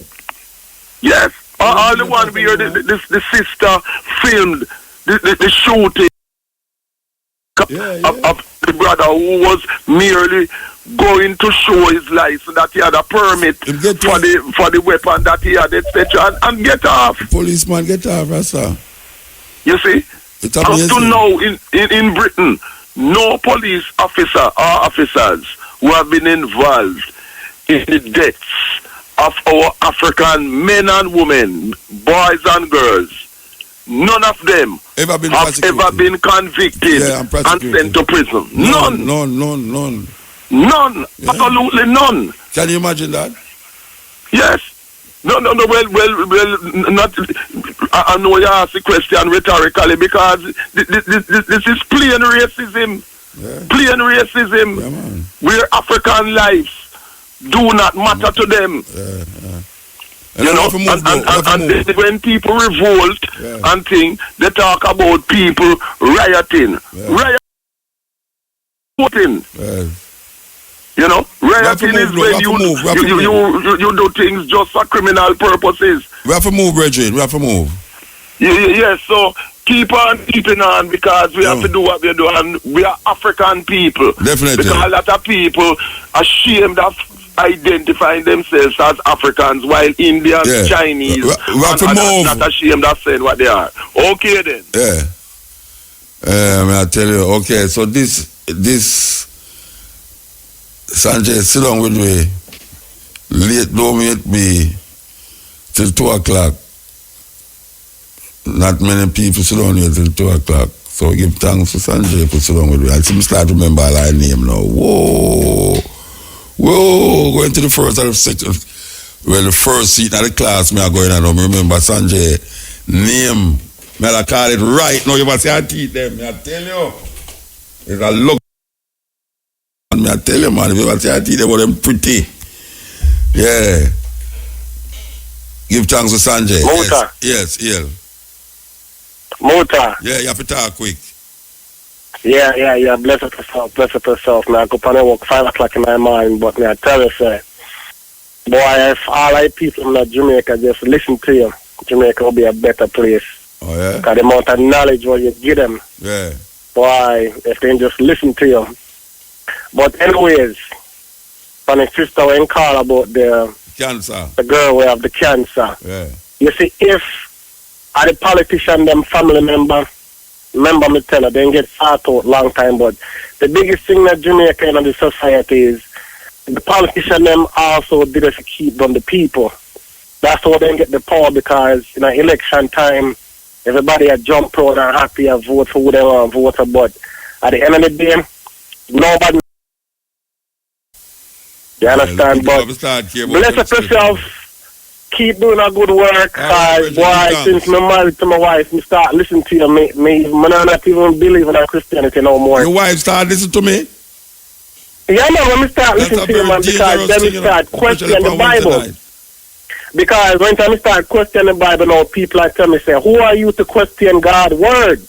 So let me ask you some more your wife quickly. In the days, do you hear her saying ta ta ta ta ta? What do you mean? I don't understand. I just want to find out if she have mutatata in her mind. I don't know. Oh, no. I'm going to tell you something now with my wife. You see, my wife, he go to all type of church and listen to the preacher them when they get up and start preach and the congregation. Okay. And one of the things that always taught me about church is when you look for the pastor and the pastor have the and the biggest house and the people, they not even can pay their light bill, but they look forward to go to church. And the pastor not have no conscience, and the pastor take all of their money and then realize that's happening all over the world now. With these radio evangelists, televangelists, that's happening all over the world now. Because they have a book, where I show you all the pastors them who's robbing you blind now and how much plane them have jakes. You have jakes, you have a whole heap of them about the place where them was nothing until them start. My wife told me say I should have started a church. She feel I do good in the church business. Did you know when the recession start, then one of my friends told me, so, man, right now we better turn on pastor now, because if you turn a pastor now, you can't go wrong, because you see all the people right now when I have nothing, everybody I turn to God. So if I found my church, you would have joined it? If you would have joined it? Well, you see, the thing is now, the stuff that we talk about now, you're upping people's mind and make them think. But you don't answer me, man. I ask if me have a church, if you would join it. It depends on what you are talking about, like church. When I talk about in the church? Yeah, it depends on your philosophy. When I talk about, you have to collect enough money. Boy, I don't really believe in that thing. I'm going to see some homeless people on the street, you know. Homeless which people? One time I say homeless people, you know, like people who fall on hard times and work and lose their job and just need a help back from their feet. God will take care of them. Anyway, me have to move, Bridget. Me have to move. Give thanks, yeah? Yes. Can't go join church and I talk about homeless people, Rasta. God don't take care of one. You know what I'm saying? Why take care of them? We are dealing with money. We want to buy plane. You understand? For my wife and my girlfriend, them. As a person. Yeah, man. What you mean? We don't walk on the street. And we walk with security. Oh. Because we're not ready for going yet. We don't want nobody kill me. So we spend enough money for security. Okay, give thanks to the moment, give thanks to the time. I want you look Vita. Vita, my brethren. I love you more than all Jesus love little children. Trust me. I love you, brethren. I tell you. I don't know if you're listening to me was there, but yes, you really touch me. You touch me because I mean everybody tell the people them what you do. Me just love you. You understand? As a youth out there. Okay. So you know, Sanjay, remember my name totally now. When I come and fight now, that I one name. Can't forget Sanjay. The producer who don't produce nothing but stay with me till 2 o'clock in the morning.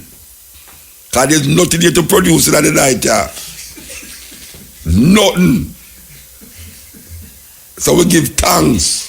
So me have company in the studio with me. I wish Lee on the show. Eh? Wish Lee on the show. Label? Yeah, because she a producer. And that me, she not produce nothing in the studio. They ever talk about producer. So the one me say when me I done the program, now me must say, I want to thank my producer, Sanjay. No! Not saying that. And I hope Cabo will listen to me. Sanjay is a good company in the studio with me. That the dopey them don't come in a papi. The one they were Pat Clark and talk about. You hear about the dopey them? About the different belief where Jamaican people have. It's amazing, man. I'm going to play it back tomorrow. It's amazing. So when them see Sanjay inside there with me, them turn back. Because Dopey can't frighten Dopey. You understand? Dopey cannot frighten Dopey. So we give thanks to Sanjay. What the operator name? Who out there? A Janice out there? Yes. We want to give thanks to Janice. Hail Janice. A Janice? Yes, sir. A Janice? Janice. Spell it. Janice? Yes. What kind of name that? Janice. Janice? That sounds like you want me Jan Issa, but she never come out quick enough. All right. Give thanks to the moment, give thanks to the vibe. And God, we're God, you know, before we get to tell me I told up on the radio, yeah? And that tune, I'm going to do and play. And go, remember, so we're going there again from 2 to 5:45 with the stepping razor, the art of war. Matrix in the house.